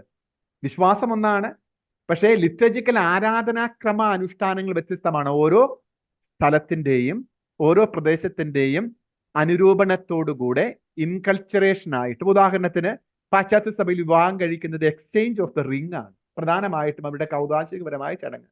നമ്മളെ സംബന്ധിച്ചിടത്തോളം എന്താണ് കൗദാശികപരമായിട്ടുള്ള ചടങ്ങെന്ന് പറയുമ്പോൾ അതിൻ്റെ അകത്ത് എന്താണ് താലികെട്ടുണ്ട്, മന്ത്രകോടി അണിയിക്കുന്നതുകൊണ്ട്, വിവാഹ വാഗ്ദാനം ചെയ്യുന്നതും. ഒരേ വിവാഹ കൂദാശ ഒന്നാണെങ്കിൽ പോലും അത് പരികർമ്മം ചെയ്യുന്ന ലിറ്ററേച്ചർ വ്യത്യസ്തങ്ങളാണ്. അപ്പൊ അതുകൊണ്ട് നമ്മുടെ അപ്പസ്തോലിക പാരമ്പര്യം, പത്രോസിന്റെ അപ്പസ്തോലിക പാരമ്പര്യമുണ്ട്, തോമായുടെ പാരമ്പര്യമുണ്ട്, യാക്കോബിന്റെ പാരമ്പര്യമുണ്ട്, യോഹന്നാന്റെ അപ്പസ്തോലിക പാരമ്പര്യം അവകാശപ്പെടുന്ന സഭകളുണ്ട്. സഭകളുടെ അപ്പസ്തോലിക പാരമ്പര്യങ്ങള്, ലിറ്റർജിക്കൽ അനുഷ്ഠാനങ്ങള്, ദൈവശാസ്ത്രം, അപ്പം തന്നെ നമ്മുടെ ആധ്യാത്മികത, ഹൈറാർക്കി നമുക്ക് വ്യത്യസ്തങ്ങളായിട്ട് പൗരസ്ത്യ സഭയ്ക്ക് കാണുന്ന വ്യത്യസ്തങ്ങളാണ്, പാശ്ചാത്യ സഭയ്ക്ക് വ്യത്യസ്തങ്ങളാണ്. അപ്പോൾ ഇത് 5 കാര്യങ്ങൾ വ്യത്യസ്തപ്പെടുത്തുന്നതും നമ്മളെ ഒന്നിപ്പിക്കുന്നതുമായ 3 കാര്യങ്ങൾ. ദൈവശാസ്ത്ര വിദ്യാർത്ഥികളുടെ ഉറക്കത്തിൽ വിളിച്ച് എഴുന്നേൽപ്പിച്ചാൽ പോലും ഇത് നമ്മൾ മറക്കാൻ പാടില്ല. കാരണം നമ്മളൊരു അടിത്തറ പതുക്കി ഇടുകയാണ്. എന്താണ് ദൈവശാസ്ത്രം? ദൈവശാസ്ത്രത്തിന്റെ ഉറവിടങ്ങൾ എന്തൊക്കെയാണ്? ദൈവശാസ്ത്രത്തെ എങ്ങനെ നമ്മൾ വേർതിരിക്കുന്നു? ആ സിസ്റ്റമാറ്റിക് ഫണ്ടമെന്റൽ തിയോളജി എന്ന് പറയുന്നത് എന്താണ്? സിസ്റ്റമാറ്റിക് തിയോളജിയിൽ ട്രിനിറ്റി ഉണ്ട്. അടുത്തത് പ്രധാനപ്പെട്ടത് എക്ലേസിയോളജിയാണ്. എക്ലേസിയോളജി എന്ന് പറയുമ്പോൾ വ്യത്യസ്തങ്ങളായിട്ടുള്ള സഭകൾ എന്ന് പറയുമ്പോൾ എന്തുകൊണ്ടാണ് സഭ അടിസ്ഥാന കൂദാശ എന്ന് പറയുന്നത്? Particular church, individual church, sister church, universal church, സൂയി യൂരീസ് ചർച്ച് എന്നൊക്കെ പറയുമ്പോൾ എന്താണ് അർത്ഥമാക്കുന്നത്? നമ്മുടെ 23-24 വ്യക്തിഗത സഭകൾ കൂട്ടായ്മയായ കത്തോലിക്ക സഭയുടെ പൊതുവായിട്ടുള്ള 3 കാര്യങ്ങൾ എന്തൊക്കെയാണ്? നമ്മളെ വ്യത്യസ്തപ്പെടുത്തുന്നത് എന്തൊക്കെയാണ്? ഇത് ബേസിക് ആയിട്ട് നമ്മൾ മനസ്സിലാക്കണം. ഓക്കെ, അടുത്തത് ക്രിസ്തു വിജ്ഞാനീയമാണ്. നമ്മൾ ഇതൊന്നും ഓരോന്നും നമ്മൾ ഇനി ദീർഘമായിട്ട് പറയില്ല. അടുത്തതിനെ കുറിച്ചൊക്കെ ഓരോ ദീർഘമായിട്ട് പിന്നീട് പറയുന്നുണ്ട്. ഓരോ വിഷയങ്ങളായിട്ട് തന്നെ നമ്മൾ പിന്നീട് എടുക്കുന്നുണ്ട്. നമുക്കറിയാം there is a historical Jesus and there is a Christ of faith. ഇല്ലേ? ഒന്ന് ചിന്തിച്ചു നോക്കിയേ. ക്രിസ്തു മനുഷ്യനായിട്ട് ഭൂമിയിൽ ഒരു അവതാരം ചെയ്തു, അവതീർണനായി മനുഷ്യാവതാരം ചെയ്തു. അപ്പോൾ there is a historical aspect, അല്ലെ? ജെറുസലേം അല്ലെങ്കിൽ വിശുദ്ധ നാട്ടിൽ അല്ലെങ്കിൽ എന്താണ് ബത്ലഹേമിൽ ജനിച്ച് ജെറുസലേമിൽ അല്ലെങ്കിൽ കുരിശ് മരിച്ച ഒരു ക്രിസ്തു, ചരിത്ര പുരുഷനായ ക്രിസ്തു ഉണ്ട്. ഒപ്പം തന്നെ നമുക്കറിയാം there is a Christ of faith, വിശ്വാസത്തിലുള്ള ഒരു ക്രിസ്തുവുണ്ട്. So there is a not a dichotomy, there is a difference between the historical Jesus and the Christ of faith. അപ്പൊ അതെന്ന് പറയുമ്പോൾ എന്തൊക്കെയാണ് അർത്ഥമാക്കുന്നത്? അപ്പോൾ ഈ മിശിഹ വിജ്ഞാനീയം എന്ന് പറയുമ്പോൾ അതൊരു ഏറെ ഒരു വലിയ ഒരു ചരിത്രമുണ്ട്. എന്ന് പറഞ്ഞാല് നിങ്ങൾ ഊഹിച്ചു നോക്കിയേ, ക്രിസ്തുവിനെ കുറിച്ച് നമ്മൾ ആദ്യമായിട്ട് കിട്ടുന്നത് നമുക്ക് എവിടുന്നാണ്? നമുക്ക് വിശുദ്ധ വചനങ്ങളിൽ നിന്ന് തന്നെയാണ്. അക്കാലത്ത് അല്ലെങ്കിൽ 1-2 നൂറ്റാണ്ടുകളിൽ എഴുതപ്പെട്ടിട്ടുള്ള അപ്പോക്രിഫൽ ഗ്രന്ഥങ്ങളുണ്ട്. യഹൂദന്മാരുടെ തന്നെ ചില ചരിത്ര പുസ്തകങ്ങളുണ്ട് ക്രിസ്തുവിനെ കുറിച്ച് പറയുന്നതിനുണ്ട്. അപ്പോൾ ചരിത്രപരമായിട്ട് ക്രിസ്തുവിനെ കുറിച്ച് അറിയാം നമുക്ക്. ഒപ്പം തന്നെ ഒരു ക്രൈസ്റ്റ് ഓഫ് ഫെയ്ത്ത് ഉണ്ട്. അപ്പൊ ആ ക്രൈസ്റ്റ് ഓഫ് ഫെയ്ത്ത് കാലഘട്ടത്തിലൂടെ വളർന്നു വന്ന ഒരു വിശ്വാസത്തിന്റെ ആഴപ്പെടലാണ്. തോമാസ് ലീഹായോട് പറഞ്ഞില്ല, എന്നെ കണ്ടതുകൊണ്ട് കാണാതെ വിശ്വസിക്കുന്നവർ ഭാഗ്യവാന്മാർ. അപ്പോൾ ഈ ക്രിസ്തുവിനെ കുറിച്ച്, ഈ അവതീർണനായിട്ടുള്ള വചനത്തെക്കുറിച്ച്, അവൻ ദൈവ മനുഷ്യനാണെന്ന് പിന്നീടുള്ള തലമുറകളില് പഠിപ്പിക്കുന്ന വിശ്വാസ പ്രമാണങ്ങളും സൂനകദോസുകളിലൂടെയും. അപ്പോൾ കുറച്ചു പേര് പറഞ്ഞു, എന്ത് പറഞ്ഞു? സഭയുടെ ആദ്യ കാലഘട്ടത്തിൽ പറഞ്ഞു അവൻ ദൈവം തന്നെയാണ്, മനുഷ്യനല്ല. മനുഷ്യൻ രൂപം വെറുതെ ഒരു അപ്പിയറൻസ് ആയിട്ട് എടുത്തതേ ഉള്ളൂ, അവൻ ദൈവം മാത്രമാണ്, മനുഷ്യനല്ല. അപ്പൊ പ്രിയപ്പെട്ട ഒരു കാര്യം, ദൈവശാസ്ത്രം പഠിക്കുമ്പോൾ നമ്മൾ ഏറ്റവും ആദ്യം മനസ്സിലാക്കേണ്ട ഏറ്റവും വലിയൊരു വസ്തുത എന്ന് പറയുന്നത്, യഥാർത്ഥത്തിൽ സഭയ്ക്കെതിരായിട്ടല്ല, വിശ്വാസത്തിനെതിരായിട്ട് ഈ സഭ പരിശുദ്ധാത്മാവിനാൽ ആവിർഭാവം ചെയ്യപ്പെട്ട നിമിഷം മുതൽ തന്നെ എന്തുണ്ടായിരുന്നു? എതിർപ്പുകൾ ഉണ്ടായിരുന്നു, പാഷണ്ഡതകൾ ഉണ്ടായിരുന്നു. അതുകൊണ്ടാണ് സഭയുടെ പിതാക്കന്മാര്, നമുക്കറിയാം സഭ മൂന്നാം നൂറ്റാണ്ടില് AD 313 നമ്മൾ സഭാചരിത്രം പഠിക്കുമ്പോൾ പിന്നീട് വ്യക്തമായിട്ട് പഠിക്കും. കോൺസ്റ്റന്റൈൻ ചക്രവർത്തി ഔദ്യോഗിക മതമായിട്ട് അതിനെ പ്രഖ്യാപിക്കുന്നതോടെ വരെ ഒരു മർദ്ദിത പെർസിക്യൂട്ടഡ് ചർച്ച് ആയിരുന്നു. 3-ാം നൂറ്റാണ്ട് തുടങ്ങിയിട്ട് ഔദ്യോഗിക മതമായിട്ട് രൂപീകരിച്ചതോടുകൂടെ ഈ ക്രിസ്തു അല്ലെങ്കിൽ ദൈവ മനുഷ്യനാണ്, പിതാവ് പുത്രൻ പരിശുദ്ധാത്മാവ്, എങ്ങനെയാണ് ക്രിസ്തുത്തെ ജനങ്ങളിലോട് പറഞ്ഞു കൊടുക്കുന്നത്? എങ്ങനെയാണ് അവിടെ പറഞ്ഞു കൊടുക്കുമ്പോൾ തെറ്റിപ്പോവില്ലേ? അതിന്റെ എന്ത് ടേംസ് ആണ് നമ്മൾ ഉപയോഗിക്കേണ്ടത്? അന്നേരം കുറച്ച് പേര് പറഞ്ഞു ക്രിസ്തു ദൈവം അല്ലെങ്കിൽ പിതാവാണ് പ്രാധാന്യം, പുത്രനും പരിശുദ്ധാത്മാവെന്ന് പ്രാധാന്യം കുറവാണെന്ന് ചിലർ പറയാൻ തുടങ്ങി. അപ്പോൾ ഒരു ആര്യനിസം എന്ന് പറയുന്ന, ക്രിസ്തു ദൈവമല്ല എന്ന് പറയുന്ന ഒരു പാഷണ്ഡത ഉടലെടുത്തു. ഉടൻ തന്നെ ചക്രവർത്തി എന്ത് ചെയ്തു? സകല പിതാക്കന്മാരെയും വിളിച്ചുകൂട്ടി. അങ്ങനെയാണ് ആദ്യത്തെ സൂനകദോസ് വിളിച്ചു കൂട്ടപ്പെട്ടത്. എന്നാണ്? AD 325. ഏത് സൂനകദോസ് ആയിരിക്കും? നിക്യാസ് സൂനകദോസ്. പിന്നീട് AD 431 എഫേസുസ് കൗൺസിൽ വിളിച്ചുകൂട്ടി. വലിയൊരു പ്രശ്നമുണ്ടായി. എന്തായിരുന്നു പ്രശ്നം? മറിയം ദൈവമാതാവല്ല എന്ന് പറഞ്ഞു. ക്രിസ്തു മനുഷ്യനായിട്ട് അവതരിച്ച ക്രിസ്തുവിന്റെ അല്ലെങ്കിൽ യേശുവിന്റെ മാതാവാണ്, പക്ഷെ ദൈവമാതാവല്ല എന്നുള്ള ഒരു പാഷണ്ഡതയുണ്ടായി. നെസ്തോറിയനിസം തുടങ്ങിയ പാഷണ്ഡതകളൊക്കെ വന്നു. അപ്പോൾ അതിനെ പ്രതിരോധിക്കാൻ വേണ്ടിയിട്ട് ഒരു പുതിയ, വീണ്ടും AD 431 മറിയം ദൈവമാതാവാണെന്ന് പ്രഖ്യാപിച്ച സൂനകദോസ്. പിന്നെ ക്രിസ്തുവിന്റെ 2 മനുഷ്യ സ്വഭാവങ്ങളെ കുറിച്ച്, അല്ലെങ്കിൽ മനുഷ്യനും ദൈവവുമാണെന്ന് പറയുന്നത് എന്താണ് അർത്ഥമാക്കുന്നത് എന്നുള്ള ഒരു വലിയ ചോദ്യം അവർക്കിടയിൽ ഉണ്ട്. അന്നേരം AD 451 കാൽസിഡോൺ സൂനകദോസ് വിളിച്ചുകൂട്ടി. ഇപ്പോൾ ഞാൻ പറഞ്ഞു വന്നത്, നിർബന്ധമായിട്ടും നമ്മൾ ഈ എന്താണ് ക്രിസ്തു വിജ്ഞാനീയത്തിന്റെ വിവിധങ്ങളായിട്ടുള്ള ശാഖകള് കുറെ ഇതുണ്ട്. അപ്പോൾ നമുക്ക് എങ്ങനെയാണ് ക്രിസ്തുവിനെ നമുക്ക് മനസ്സിലാക്കാനായിട്ട് പറ്റുന്നത്? എഫേസുസ്, കാൽസിഡോൺ സൂനകദോസുകളില് ദൈവം മനുഷ്യ സ്വഭാവത്തെ കുറിച്ച് എന്താണ് നമുക്ക് പറയാനുള്ളത്? ഒരു ഹിപ്പോസ്റ്റാറ്റിക് യൂണിയൻ എന്ന് നമ്മൾ പറയും. ഹിപ്പോസ്റ്റാറ്റിക് യൂണിയൻ എന്ന് പറയുന്ന വാക്കിന്റെ അർത്ഥം എന്താണ്? അത് ഗ്രീക്ക് വാക്ക് തന്നെയാണ്. എന്താ അത് നമ്മൾ പിന്നീട് ക്രിസ്തു വിജ്ഞാനം എന്ന് പറയുന്ന ആ ഒരു വിഷയം പഠിക്കുമ്പോൾ കൂടുതലായിട്ട് നമ്മൾ പഠിക്കും. അപ്പോൾ ഞാൻ പറഞ്ഞു വരുന്നത്, ഇതൊക്കെ ഞങ്ങൾ ആമുഖം എന്ന് മാത്രമേ ഉള്ളൂ. നമ്മൾ സിസ്റ്റമാറ്റിക് തിയോളജിയിൽ എന്തൊക്കെ വിഷയങ്ങളാണ് പഠിക്കുന്നത്, അതിന്റെ കണ്ടന്റ് എന്തൊക്കെയാണെന്ന് ഞാനൊന്ന് പൊതുവായിട്ട് പറയുന്നു. അടുത്ത ന്യൂമറ്റോളജി, പരിശുദ്ധ റൂഹായെ കുറിച്ചുള്ള ഒരു വലിയ പഠനമാണ് സഭയുടെ ചരിത്രത്തിൽ ഏറ്റവും വലിയ പിളർപ്പിന് പോലും കാരണമായത്. ഉദാഹരണത്തിന് ഫീലിയോക്കെ പ്രോബ്ലം 11-ാം നൂറ്റാണ്ടില് 1054 ഉണ്ടായ വലിയൊരു പിളർപ്പിന് തന്നെ കാരണം. അപ്പോൾ പരിശുദ്ധ റൂഹ വിജ്ഞാനം അതൊരു വലിയ ഒരു എന്താണ് ഒരു വിജ്ഞാന ശാഖയാണ്. അടുത്തത് ഗ്രേസിനെ കുറിച്ചുണ്ട്, സാക്രമെന്റ്സിനെ കുറിച്ചൊക്കെയുണ്ട്. അപ്പോൾ മരിയ വിജ്ഞാനീയം, എസ്കത്തോളജി എന്ന് പറയുമ്പോൾ നമുക്കറിയാം യുഗാന്ത്യ ദൈവശാസ്ത്രം എന്ന് പറയുന്നത് മനുഷ്യന്റെ അന്ത്യങ്ങൾ, മരണം, വിധി, ഉയർപ്പ്, നരകം, സ്വർഗം തുടങ്ങിയ കാര്യങ്ങളെ കുറിച്ചിട്ടുള്ള സഭയുടെ ഔദ്യോഗികമായ കാഴ്ചപ്പാടുകൾ എന്തൊക്കെയാണ്? അപ്പൊ ഇതൊക്കെയാണ് നമ്മുടെ പ്രധാനപ്പെട്ട സിസ്റ്റമാറ്റിക് തിയോളജി നമ്മൾ പഠിക്കാൻ പോയ വിഷയം. അപ്പൊ നമ്മുടെ ഒരു ആമുഖം നമ്മളിപ്പോൾ അങ്ങ് കഴിഞ്ഞു. നമ്മൾ ഇനി കൃത്യമായിട്ട് 2-ാമത്തെയും 3-ാമത്തെയും ചാപ്റ്ററിൽ എങ്ങനെയാണ് ദൈവശാസ്ത്രത്തിന്റെ ഒരു ചരിത്രത്തിലൂടെയുള്ള വളർച്ചയെക്കുറിച്ച് നമ്മൾ പെട്ടെന്ന് കാണും. പക്ഷേ ഈ ഒരു ആമുഖം എന്ന് പറയുന്നത് നമ്മുടെ ഈ 1-ാം ക്ലാസ് തുടങ്ങി അവസാന ക്ലാസ് വരെ നമ്മൾ മനസ്സിൽ സൂക്ഷിക്കേണ്ട കുറെ കാര്യങ്ങളാണ് ഞാൻ പറഞ്ഞത് കൃത്യമായിട്ട് തിരിച്ചിട്ട് പറഞ്ഞതുകൊണ്ട് നിങ്ങളുടെ മനസ്സിൽ അത് കൃത്യമായിട്ടും ബൈഹാർട്ട് ചെയ്തിട്ടുണ്ട്, നിങ്ങൾ മനസ്സിൽ കൃത്യമായിട്ടും എഴുതപ്പെട്ടിട്ടുണ്ടെന്ന് ഞാൻ വിചാരിക്കുകയാണ്. ഞാൻ പറഞ്ഞു ഇത്രയേ ഉള്ളൂ. ദൈവശാസ്ത്രം എന്ന് പറയുന്നത് എന്താണ്? ദൈവശാസ്ത്രത്തിന്റെ ഉറവിടങ്ങൾ എന്തൊക്കെയാണ്? ദൈവശാസ്ത്രത്തിന്റെ വിഭജനങ്ങൾ എന്തൊക്കെയാണ്? Fundamental theology, historic systematic theology പ്രധാനപ്പെട്ട വിഷയങ്ങൾ എന്തൊക്കെയാണ്? അതാണ് നമ്മൾ ഇത്രയും നേരം പറഞ്ഞത്. ഫണ്ടമെന്റൽ തിയോളജിയുടെ 3 ഡിവിഷൻ എന്തൊക്കെയാണ്? കാത്തലിക് ചർച്ച് എന്ന് പറയുമ്പോൾ, കമ്മ്യൂൺ ഓഫ് ചർച്ച് എന്ന് പറയുമ്പോൾ എന്താണ് അർത്ഥമാക്കുന്നത്? എന്തൊക്കെയാണ് അടിസ്ഥാനപരമായ 3 കാര്യങ്ങൾ? എന്തൊക്കെയാണ് നമ്മളെ വ്യത്യസ്തരാക്കുന്ന പറയുമ്പോഴത്തേക്കും നമ്മൾ വിഭജിക്കുന്നത് എന്നല്ല അർത്ഥം. നമ്മളെ വ്യത്യസ്തരാക്കുന്ന 3 അല്ലെങ്കിൽ 5 കാര്യങ്ങൾ എന്തൊക്കെയാണ്? ഇത് നമ്മൾ ബൈഹാർട്ടാണ്. ഇത് ഇനി ഒരിക്കലും നമ്മുടെ ദൈവശാസ്ത്ര വിദ്യാർത്ഥികൾ എന്ന നിലയ്ക്ക് നമുക്ക് മറന്നു പോകാനായിട്ട് പാടില്ലാത്തതാണ്. ഇനി ഞാൻ പെട്ടെന്നൊന്ന് കുറച്ച് സ്പീഡ് കൂട്ടി പോവുകയാണ്, കാരണം നമ്മൾ 3/4 മണിക്കൂർ ഓൾറെഡി കഴിഞ്ഞു. ക്രിസ്തീയ 2-ാമത്തെ അധ്യായം എന്ന് പറയുന്നത് ചരിത്രത്തിൽ ക്രിസ്തീയ ദൈവശാസ്ത്രത്തിന്റെ ഒരു കാലഘട്ടം. യഥാർത്ഥത്തിൽ ആദ്യത്തെ ദൈവശാസ്ത്രജ്ഞന്മാർ ആരായിരുന്നു എന്ന് ചോദിച്ചാൽ ആരായിരിക്കും ആദ്യത്തെ ദൈവശാസ്ത്രജ്ഞന്മാര്? ക്യാൻ യു ജസ്റ്റ് ഇമാജിൻ ആരായിരിക്കും? എനിക്ക് തോന്നുന്നു ഏറ്റവും ആദ്യത്തെ ദൈവശാസ്ത്രം എന്ന് പറയുന്നത് ആരാണ്? സുവിശേഷകന്മാരാണ്. കാരണം ക്രിസ്തുവിനെ കുറിച്ച്, ദൈവത്തെക്കുറിച്ച് ആദ്യമായിട്ട് എഴുതിയത് അവരാണ്. അല്ലെങ്കിൽ ദൈവനിവേശിതമായി പരിശുദ്ധാത്മാവ് പ്രചോദിതമായിട്ട് എഴുതിയത് ആരാണ്? സുവിശേഷകന്മാരാണ്. അപ്പൊ അതുകൊണ്ട് വിശുദ്ധ ബൈബിൾ എന്ന് പറയുന്നത് എന്താണ്?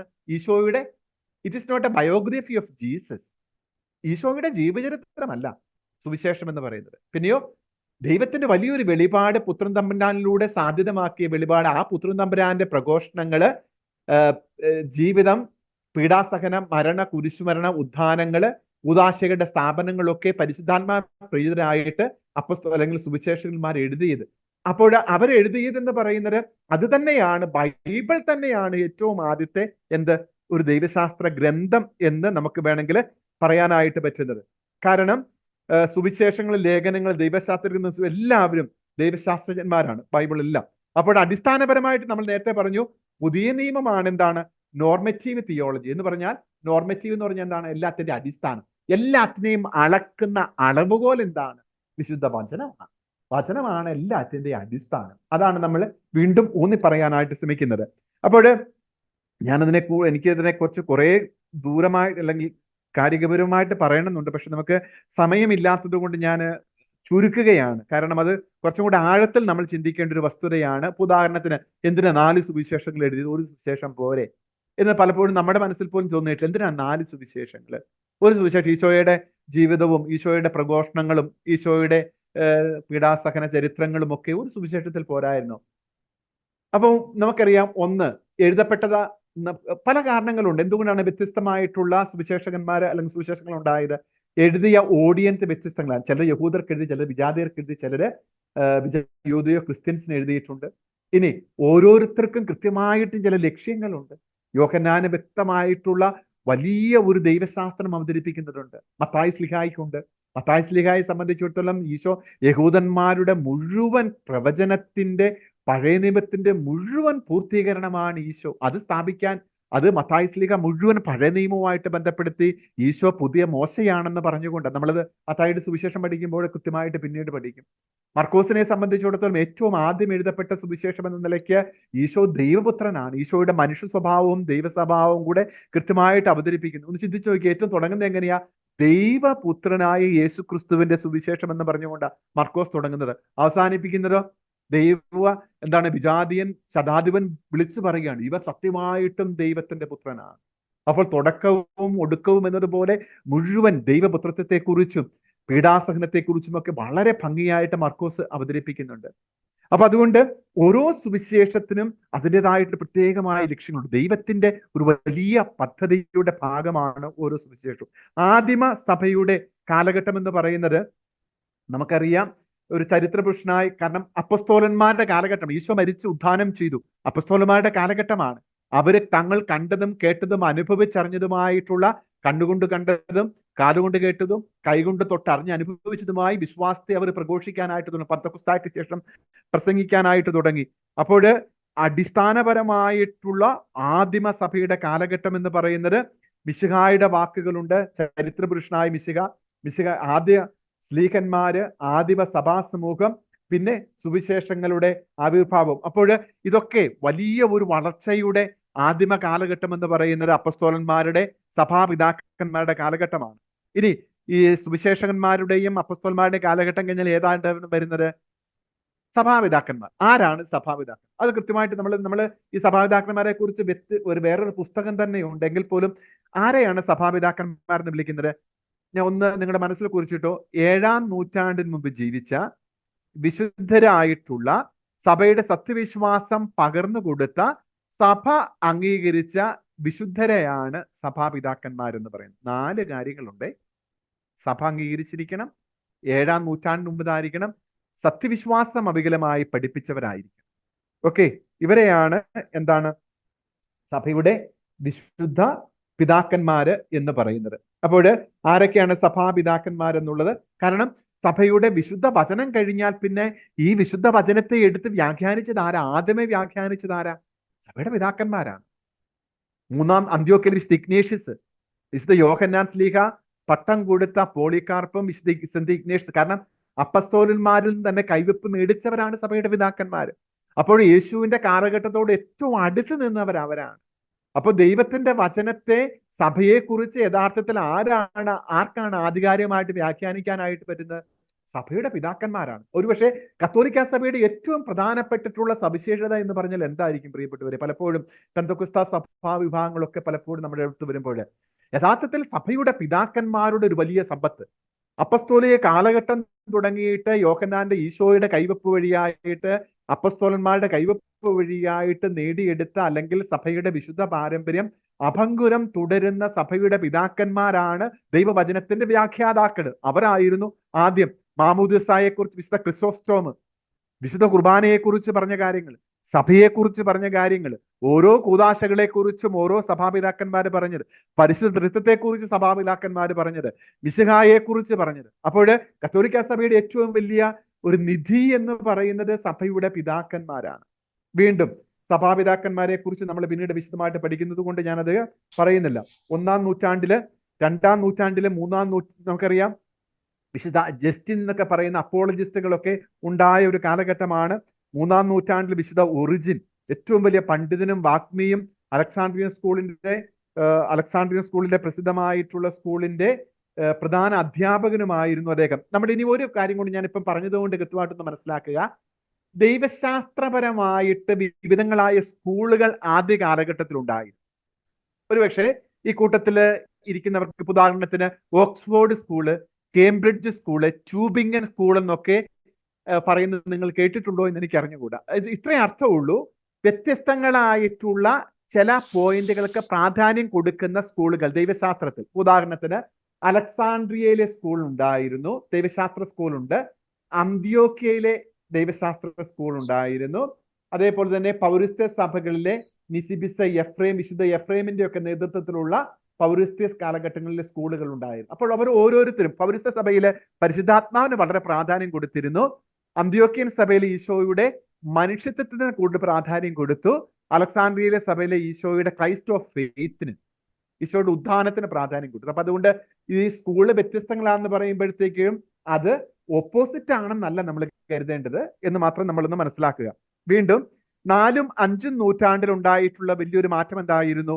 സഭയിൽ പാഷണ്ഡതകൾ ഉള്ളെടുത്തു. സത്യവിശ്വാസം എങ്ങനെയാ പഠിപ്പിക്കേണ്ടത്? ദൈവം എന്ന് പറയുന്നത് പിതാവും പുത്രനും പരിശുദ്ധാത്മാവുമാണ് എന്ന് എങ്ങനെയാണ് പഠിപ്പിക്കേണ്ടത്? അത് ഒരു സഭയുടെ പിതാക്കന്മാർ ഒരുമിച്ച് കൂടി വിശ്വാസ പ്രമാണം, നിഖ്യാ വിശ്വാസ പ്രമാണം, സർവശക്തനായ പിതാവും ആകാശത്തിന്റെയും ഭൂമിയുടെയും സൃഷ്ടാവുമായ ഏകദൈവം, ആ ഏകദൈവത്തിൽ ഞങ്ങൾ വിശ്വസിക്കുന്നു. ആ ഏകദൈവം എന്ന് പറയുന്നത് പിതാവും പുത്രനും പരിശുദ്ധാത്മാവുമായ ത്രിത്വൈക ദൈവമാണ്. ഈ കാര്യങ്ങൾ പഠിപ്പിക്കുന്നതിന് തൊട്ടു മുൻപായിട്ട് എന്തുണ്ടായി? പാഷണ്ഡതകളുണ്ടായി. അപ്പോൾ AD 325 എന്താ നിക്യാ സൂനകദോസ്, കോൺസ്റ്റാന്റിനോപ്പിൾ സൂനകദോസ്, എഫേസുസ് സൂനകദോസ്, ഇതിനെക്കുറിച്ചൊക്കെ നമ്മൾ ഓരോന്നും പിന്നെ ഡീറ്റെയിൽ ആയിട്ട് നമ്മൾ പഠിക്കും. 5-ാം നൂറ്റാണ്ടിലേക്ക് നമ്മൾ ഈ സൂനകദോസുകൾ തന്നെയാണ്. പിന്നെ നമുക്കറിയാം വിശുദ്ധ അഗസ്തീനോസ്, 4-ാം നൂറ്റാണ്ടിലെ ഏറ്റവും വലിയ വിശുദ്ധ അഗസ്തീനോസ് സഭയുടെ പിതാവ് തന്നെയാണ്. അദ്ദേഹത്തിന്റെ ഡോക്ടർ ഓഫ് ഗ്രേസ്, കൃപാവരത്തിന്റെ വേദപാരംഗതൻ എന്നാണ് പഠിപ്പിക്കുന്നത്. വിശുദ്ധ അഗസ്തീനോസിന്റെ വളരെ പ്രസിദ്ധമായിട്ടുള്ള ദേ ട്രിനിത്താത്തെ, തൃത്വത്തെ കുറിച്ചുള്ള പഠനങ്ങളൊക്കെയുണ്ട്. സൈക്കോളജിക്കൽ ആയിട്ട് അതെങ്ങനെയാണ് തൃത്വത്തെ നമുക്ക് വിശദീകരിക്കാനായിട്ട് പറ്റുന്നതൊക്കെ നമ്മൾ പിന്നീട് നമ്മൾ കാണുന്നതാണ്. മധ്യകാലഘട്ടം എന്ന് പറയുന്നത് സ്കോളാസ്റ്റിക് തിയോളജിയാണ്. എന്ന് പറഞ്ഞു കഴിഞ്ഞാൽ ഗ്രീക്ക് ഫിലോസഫിയെ അടിസ്ഥാനപ്പെടുത്തിയിട്ട് ദൈവിക സത്യങ്ങളെ വിശദീകരിക്കാനായിട്ട് ശ്രമിച്ച ആ ഒരു കാലഘട്ടമാണ് മധ്യകാലഘട്ടം. അതിനകത്ത് ഏറ്റവും പ്രധാനപ്പെട്ടതാണ് ആര്? Thomas Aquinas, Albert the Great തുടങ്ങിയവരൊക്കെ, അതേപോലെ തന്നെ വിശുദ്ധ ആൽബർട്ട്, തോമസ് അക്വീനാസ് തുടങ്ങിയവരൊക്കെ. അപ്പോൾ സ്കോളാസ്റ്റിക് തിയോളജി എന്ന് പറയുന്നത് അരിസ്റ്റോട്ടേലിയൻ ഫിലോസഫിയെ കേന്ദ്രീകൃതമാക്കി ദൈവ വിശ്വാസത്തെ അല്ലെങ്കിൽ വിശ്വാസത്തെ വിശദീകരിക്കാനായിട്ട് ശ്രമിച്ചത്. ഇങ്ങോട്ട് പേടിക്കേണ്ട, നിങ്ങളിങ്ങനെ ഒന്നും മനസ്സിലാകുന്ന വിചാരിച്ച് പേടിക്കേണ്ട. കാരണം നമ്മൾ ഇത് പിന്നീട് വളരെ വ്യക്തമായിട്ട് ഓരോ കാലഘട്ടം, ആദ്യ കാലഘട്ടം, അപ്പസ്തോലിക കാലഘട്ടം, സഭാപിതാക്കന്മാരുടെ കാലഘട്ടത്തിൽ, മധ്യകാലഘട്ടത്തിലെ സ്കോളാസ്റ്റിക് തിയോളജി എന്ന് പറയുന്നത് എന്താണ്, വിശുദ്ധ തോമസ് അക്വീനാസിന്റെ സംഭാവനകൾ എന്തൊക്കെയാണ്, ഇതൊക്കെ നമ്മൾ പിന്നീട് നമ്മൾ പഠിക്കുക. സുമാ തിയോളജിക്ക അദ്ദേഹത്തിന് ഏറ്റവും പ്രസിദ്ധമായിട്ടുള്ള പുസ്തകമാണ്. അതൊക്കെ നമ്മൾ പതുക്കെ പിന്നീട് നമ്മൾ കാണുന്നത് തന്നെയാണ്. അത് നമ്മൾ പതുക്കെ മുന്നോട്ട് വന്ന് ആധുനിക കാലഘട്ടത്തിൽ എത്തുമ്പോഴത്തേക്ക് നമുക്കറിയാം 1900 കൂടെ ഈ എക്സിസ്റ്റൻഷ്യലിസം, അതേപോലെ തന്നെ എംപിരിസിസം, അതേപോലെ തന്നെ ഐഡിയലിസം തുടങ്ങിയ കുറേ തത്വശാസ്ത്ര ചിന്തകൾ പതുക്കെ പതുക്കെ വന്നു. പ്രൊട്ടസ്റ്റന്റ് ചിന്തകൾ ശക്തമായിട്ട് വന്നു. പ്രൊട്ടസ്റ്റന്റ് 16-ാം നൂറ്റാണ്ടിൽ ഉടലെടുത്ത ഒരു സഭാ സമൂഹമാണ്. നമുക്ക് അതിന്റെ സഭയുടെ ചരിത്രം പഠിക്കുമ്പോൾ എന്താണ് പ്രൊട്ടസ്റ്റന്റിസത്തിന്റെ ആരംഭം എന്താണെന്ന് നമ്മൾ പിന്നീട് കൃത്യമായിട്ട് കാണുന്നതാണ്. അപ്പോൾ ജർമ്മൻ ദൈവശാസ്ത്രജ്ഞന്മാരുടെ സംഭാവനകൾ എന്തൊക്കെയാണ് എന്നുള്ള തുടങ്ങിയ ഒരു വലിയ ഒരു മുന്നേറ്റം, പ്രത്യേകിച്ച് മധ്യകാലഘട്ടം കഴിഞ്ഞ് സഭയുടെ ഒരു വലിയ നവീകരണ കാലഘട്ടത്തെക്കുറിച്ച്, ഒരു ഇരുണ്ട കാലഘട്ടമുണ്ട്, ഒരു നവീകരണ കാലഘട്ടത്തെക്കുറിച്ചൊക്കെ നമ്മൾ പിന്നീട് വ്യക്തമായിട്ട് നമ്മൾ പഠിക്കുന്നതാണ്. നമ്മൾ ഉറവിടങ്ങളിലേക്ക്, രണ്ടാം വത്തിക്കാൻ കൗൺസിലിന് മുമ്പായിട്ട് ആഡം മുള്ളർ, അതേപോലെ തന്നെ ജർമ്മൻകാരുടെ ഒരു വലിയ ദൈവശാസ്ത്ര മൂവ്മെന്റ് ആയിരുന്നു റീസൂഴ്സ്മെന്റ് എന്ന് പറഞ്ഞാൽ ഉറവിടങ്ങളിലേക്ക് തിരിച്ചു പോകുക. ട്യൂബിംഗൻ സ്കൂളിന്റെ വലിയൊരു ഒരു ഇതായിരുന്നു. അതുപോലെ ജോൺ ഹെൻറി ന്യൂമാന്റെ ഡോഗ്മാറ്റിക് വളർച്ചയെക്കുറിച്ചുള്ള പഠനങ്ങള്, അതേപോലെ തന്നെ ഫ്രഞ്ച് ചിന്തകന്മാരായിട്ടുള്ള കോങ്കാറ്, അതേപോലെ തന്നെ ദൈവശാസ്ത്രജ്ഞന്മാര് കുറെ പേരുടെ സംഭാവനകള്, പിന്നെ രണ്ടാം വത്തിക്കാൻ കൗൺസിൽ, ഇതൊക്കെ വളരെ ശക്തമായിട്ട് സഭയുടെ ദൈവശാസ്ത്ര വളർച്ചയുടെ വലിയ പടികളാണ്. അതിൻ്റെ അകത്ത് ഒരു പക്ഷേ കൃത്യമായിട്ടും ഓർത്തിരിക്കേണ്ട ചില നിമിഷങ്ങൾ എന്ന് പറയുന്നത് 12-ാം പിയൂസ് മാർപ്പാപ്പ വിശുദ്ധ ഗ്രന്ഥ പഠനത്തിന് പ്രാധാന്യം കൊടുത്തുകൊണ്ടുള്ള ഒരു ചാക്രിക ലേഖനം തന്നെ പുറത്തിറക്കുകയുണ്ടായി. ദിവിനോ അഫ്ലാന്തി സ്പിരിത്തുസ് 1943 ഒരു ബിബ്ലിക്കൽ കമ്മീഷൻ രൂപീകരിച്ചു. പിന്നെ ദൈവശാസ്ത്രന്മാരുടെ കുറെ പേരുകൾ ഇവിടെ കൊടുത്തിട്ടുണ്ട്. നിങ്ങൾ പേരുകൾ കേട്ട് പേടിക്കേണ്ട. ഉദാഹരണത്തിന് നമ്മൾ ദൈവശാസ്ത്ര വിദ്യാർത്ഥികൾ എന്ന നിലയ്ക്ക് കുറച്ച് പേരുകളെങ്കിലും നമുക്ക് പരിചിതമാകണം. അപ്പൊ അതൊക്കെ ഇപ്പം നിങ്ങൾ കിട്ടിക്കൊള്ളും. ഉദാഹരണത്തിന് ഫ്രഞ്ച് ചിന്തകരായിട്ടുള്ള ഷെനു, കോങ്കാറ്, ലൂദ്ബാക്ക്, ലൂയി ബുയെ, ഷാൾസ് ഡ്യൂക്കോക്ക്, ജർമ്മനിയിൽ നിന്ന് കാൾ റാണ്ടർ, കാസ്പർ, നോയ്ഫീൽഡ്, അതേപോലെ തന്നെ ബെൽത്തസാറ്, ഓർത്തഡോക്സ് സഭകളിൽ നിന്ന് സിസുലാസ്, അതേപോലെ മെയിൻഡോർഫ്, നിസ്യോറ്റിസ് തുടങ്ങിയ അനേക ദൈവശാസ്ത്രജ്ഞന്മാര് 20-ാം നൂറ്റാണ്ടിലെ ദൈവശാസ്ത്ര വളർച്ചയ്ക്ക് പ്രേരകമായിട്ടുണ്ട്. അപ്പൊ രണ്ടാമത്തെ അധ്യായത്തില് നമ്മൾ മനസ്സിൽ സൂക്ഷിക്കേണ്ട ഏക കാര്യം ഇത്രമേ ഉള്ളൂ: ദൈവശാസ്ത്രത്തിന്റെ ഒരു ക്രമാനുഗതമായ വളർച്ചയുണ്ട്. ആദ്യ ദൈവശാസ്ത്രം എന്ന് പറയുന്നത് ദൈവവചനം തന്നെയാണ്. അപ്പസ്തോലിക കാലഘട്ടത്തില് അപ്പോളജറ്റിക്സ്, പിന്നീട് സൂനകദോസുകളുടെ പഠനങ്ങള്, പിന്നീട് അത് പതുക്കെ പതുക്കെ വളർന്ന് സ്കോളാസ്റ്റിക് ഒരു ദൈവശാസ്ത്രങ്ങൾ ഉണ്ടായി. സ്കോളാസ്റ്റിക് ദൈവശാസ്ത്രത്തിന്റെ കാലഘട്ടത്തിന്റെ ഒരു പര്യവസാനത്തിലാകട്ടെ പ്രൊട്ടസ്റ്റന്റ് വിപ്ലവം ഉണ്ടായി. അതിനുശേഷം പതുക്കെ പതുക്കെ പിന്നീട് പുതിയ ചില ചിന്താധാരകൾ ഉയർക്കൊണ്ടു. ഐഡിയലിസം, എംപെരിസിസം, എക്സിസ്റ്റൻഷ്യലിസം തുടങ്ങിയവയൊക്കെ ഉൾക്കൊണ്ടു. അതിനുശേഷം 20-ാം നൂറ്റാണ്ടിന്റെ ആദ്യഘട്ടത്തിലേക്ക് വരുമ്പോഴത്തേക്കും വിശുദ്ധ ഗ്രന്ഥ പഠനത്തിന് പ്രാധാന്യം കൊടുത്തുകൊണ്ടുള്ള വലിയ ശക്തമായ മൂവ്മെന്റുകൾ ഉണ്ടായി. രണ്ടാം വത്തിക്കാൻ കൗൺസിൽ മുമ്പ് ഉറവിടങ്ങളിലേക്ക് മടക്കം എന്ന് പറഞ്ഞാൽ വിശുദ്ധ വചനത്തിലേക്കും ആരാധനാക്രമ പാരമ്പര്യങ്ങളിലേക്കും സഭ മടങ്ങണമെന്നുള്ള ശക്തമായിട്ടുള്ള ഉണ്ടായി. അങ്ങനെ വത്തിക്കാൻ കൗൺസിൽ ഉണ്ടായി. അപ്പൊ ഇതാണ് നമുക്ക് ദൈവശാസ്ത്രത്തിന്റെ വളർച്ചയുടെ ഒരു സമ്യക്കായ വളരെ സമ്മറൈസ്ഡ് ആയിട്ടുള്ള ചില ചിന്തകൾ. ഇനി അടുത്തത് നമ്മൾ പ്രധാനമായിട്ടും ദൈവാവിഷ്കാരത്തെ കുറിച്ച് ഒന്ന് കാണുകയാണ്. ദൈവാവിഷ്കാരത്തെ കുറിച്ച് കാണുന്നതിലുള്ള ബൈബിളിനെ കുറിച്ച് എന്താണ് ദൈവം വെളിപ്പെടുത്തിയത്? വചനത്തിലും തന്റെ ദൈവവചനവും ഉണ്ട്, ഒപ്പം തന്നെ ഇതാണ് വിശുദ്ധ പാരമ്പര്യവും. അപ്പൊ അത് രണ്ടും വളരെ പ്രധാനപ്പെട്ട രണ്ടാം വത്തിക്കാൻ കൗൺസിൽ. ഞാനിപ്പോ നിങ്ങളുടെ ചോദ്യം ചോദിക്കുന്നില്ല. രണ്ടാം വത്തിക്കാൻ കൗൺസില് ബൈബിളിനെ കുറിച്ച് പറഞ്ഞിരിക്കുന്ന പുസ്തകം ഏതാണെന്ന് ചോദിച്ചാൽ എന്തായിരിക്കും? ദൈവവർബും, ദൈവാവിഷ്കരണം. നിങ്ങൾ നിർബന്ധമായിട്ടും രണ്ടാം വത്തിക്കാൻ കൗൺസിലിന്റെ പ്രമാണ രേഖകൾ ഏതൊക്കെയാണ്, കോൺസ്റ്റിറ്റ്യൂഷൻ ഏതൊക്കെയാണ്, ഡിക്ലറേഷൻ ഏതൊക്കെയാണ് എന്നുള്ളത്. ഇപ്പൊ ഉദാഹരണത്തിന് നമ്മൾ പെട്ടെന്ന് പറയും OE 5 ഇങ്ങനെ പറയും. എന്താണ് OE? ഓറിയന്താലും എക്ലേസിയാലും എന്ന് പറഞ്ഞാൽ പൗരസ്ത്യ സഭകളെ കുറിച്ച് വത്തിക്കാൻ കൗൺസിൽ ഇങ്ങനെ പറയുന്നു. DVയിൽ 10 ഇപ്രകാരം പറയുന്നു: both scripture and sacred tradition are to be respected equally. വചനവും വിശുദ്ധ പാരമ്പര്യങ്ങളും ഒരുപോലെ സഭ കരുതുന്നു. ഇനി SC സാക്രോസാങ്ക്തും കൊഞ്ചീലിയം കൂദാശകളെ കുറിച്ച് പറയുന്നതാണ്. LGയിൽ ഇപ്രകാരം പറയുന്നു. LG എന്ന് പറയുന്നത് എന്താണ്? ലൂമൻ ജെൻസിയും. ലൂമൻ ജെൻസി എന്ന് പറയുന്നതാണ് ജനതകളുടെ പ്രകാശം. സഭയെ കുറിച്ചിട്ടുള്ള വത്തിക്കാൻ കൗൺസിൽ ഡോക്യുമെന്റ് ആണ്. അപ്പൊ അതുകൊണ്ട് നിങ്ങൾ വത്തിക്കാൻ കൗൺസിൽ നിന്ന് എടുത്തിട്ട് അതിന്റെ പ്രധാനപ്പെട്ട ഡോക്യുമെന്റ് എന്തിനെ കുറിച്ചാണ് പറയുന്നത്, സഭയെക്കുറിച്ച് പറയുന്ന വത്തിക്കാൻ കൗൺസിൽ ഡോക്യുമെന്റ്, കൂദാശകളെ കുറിച്ച് പറയുന്നത് എന്താണ്, ദൈവവചനത്തെക്കുറിച്ച് പറയുന്ന ഡോക്യുമെന്റ് എന്താണ്, പൗരസ്ത്യ സഭകളെ കുറിച്ച് പറയുന്നത് എന്താണ്, ഇതര സഭകളെ കുറിച്ച് പറയുന്നത് എന്താണ്, എക്യുമെനിസത്തെ കുറിച്ച് പറയുന്നത് എന്താണ്. അപ്പോൾ അതിന്റെ എല്ലാം ഡോക്യുമെന്റുകൾ നമുക്ക് എന്തുണ്ട്, വത്തിക്കാൻ കൗൺസിലുണ്ട്. അപ്പോൾ നമ്മൾ 3-ാമത്തെ അധ്യായത്തില് ദൈവാവിഷ്കരണം, റെവലേഷനെ കുറിച്ച് പറയുമ്പോൾ എങ്ങനെയാണ് വിശുദ്ധ ഗ്രന്ഥവും സെക്രട്ട് പാരമ്പര്യവും തന്നെയാണ്. പഴയ നിയമത്തിൽ എങ്ങനെയാണ് ദൈവം വെളിപ്പെടുത്തിയത്, പ്രവാചകന്മാരിലൂടെ, ഒപ്പം തന്നെ വിസ്ഡം പുസ്തകങ്ങളിലൂടെ എങ്ങനെയാണ് ദൈവം വെളിപ്പെടുത്തിയത് എന്ന് നമ്മൾ അവിടെ കാണുന്നു. പുതിയ നിയമം എന്ന് പറയുന്നത് നമുക്ക് എല്ലാവർക്കും അറിയാം. കാനോനിക ഗ്രന്ഥങ്ങൾ എന്ന് പറയുന്നത് എന്താണ്, നമ്മളത് പിന്നീട് പഠിക്കും. കാനോനിക്കൽ ഗ്രന്ഥം എന്ന് പറയുന്നത് എന്താണ്, യഥാർത്ഥത്തിൽ ബൈബിൾ എന്ന് പറയുമ്പോഴത്തേക്കും നമ്മൾ പെട്ടെന്ന് മനസ്സിലാക്കുക, വിശുദ്ധ ഗ്രന്ഥം പഴയ നിയമം നമുക്കറിയാം ഹെബ്രായത്തില്, അരമായ അല്ലെങ്കിൽ ഹീബ്രു ഭാഷയിലാണ് എഴുതപ്പെട്ടത്. വേറെ ചില ഭാഷകളും കൂടെ ഉണ്ട്. പക്ഷേ ഹീബ്രു ഭാഷയിൽ നിന്നുള്ള ഗ്രീക്ക് ഭാഷയിലുള്ള തർജ്ജിമയ്ക്ക് പറയുന്ന പേരെന്താണ്, ഗ്രീക്ക് ഭാഷയിലേക്കുള്ള ഹെബ്രായ ബൈബിളിന്റെ തർജ്ജിമയ്ക്ക് പറയുന്ന പേരെന്താണ്, സെപ്ത്വജിന്ത്. അപ്പൊ അതൊക്കെ ചില വാക്കുകളിലൊക്കെ നമ്മൾ ഇനി പതുക്കെ നിങ്ങൾ പഠിക്കും. ബൈബിളിന്റെ ലത്തീൻ ട്രാൻസ്ലേഷൻ പറയുന്ന പേരെന്താണ്, വുൾഗാത്ത ബൈബിൾ. വിശുദ്ധ ജെറോം ബൈബിള് ലത്തീനിലേക്ക് തർജ്ജമ ചെയ്തത്, പിന്നെ സുറിയാനിയിലേക്ക് തർജ്ജമ ചെയ്യപ്പെട്ടിട്ടുണ്ട്. അതിന് പറയുന്ന പേര് ഷീത്ത. അപ്പൊ വുൾഗാത്ത, ഷീത്ത, സെപ്ത്വജിന്ത് തുടങ്ങിയ ബൈബിളിന്റെ വിവർത്തനങ്ങൾ എന്തൊക്കെയാണെന്ന് നമ്മൾ പതുക്കെ പിന്നീട് പഠിക്കും.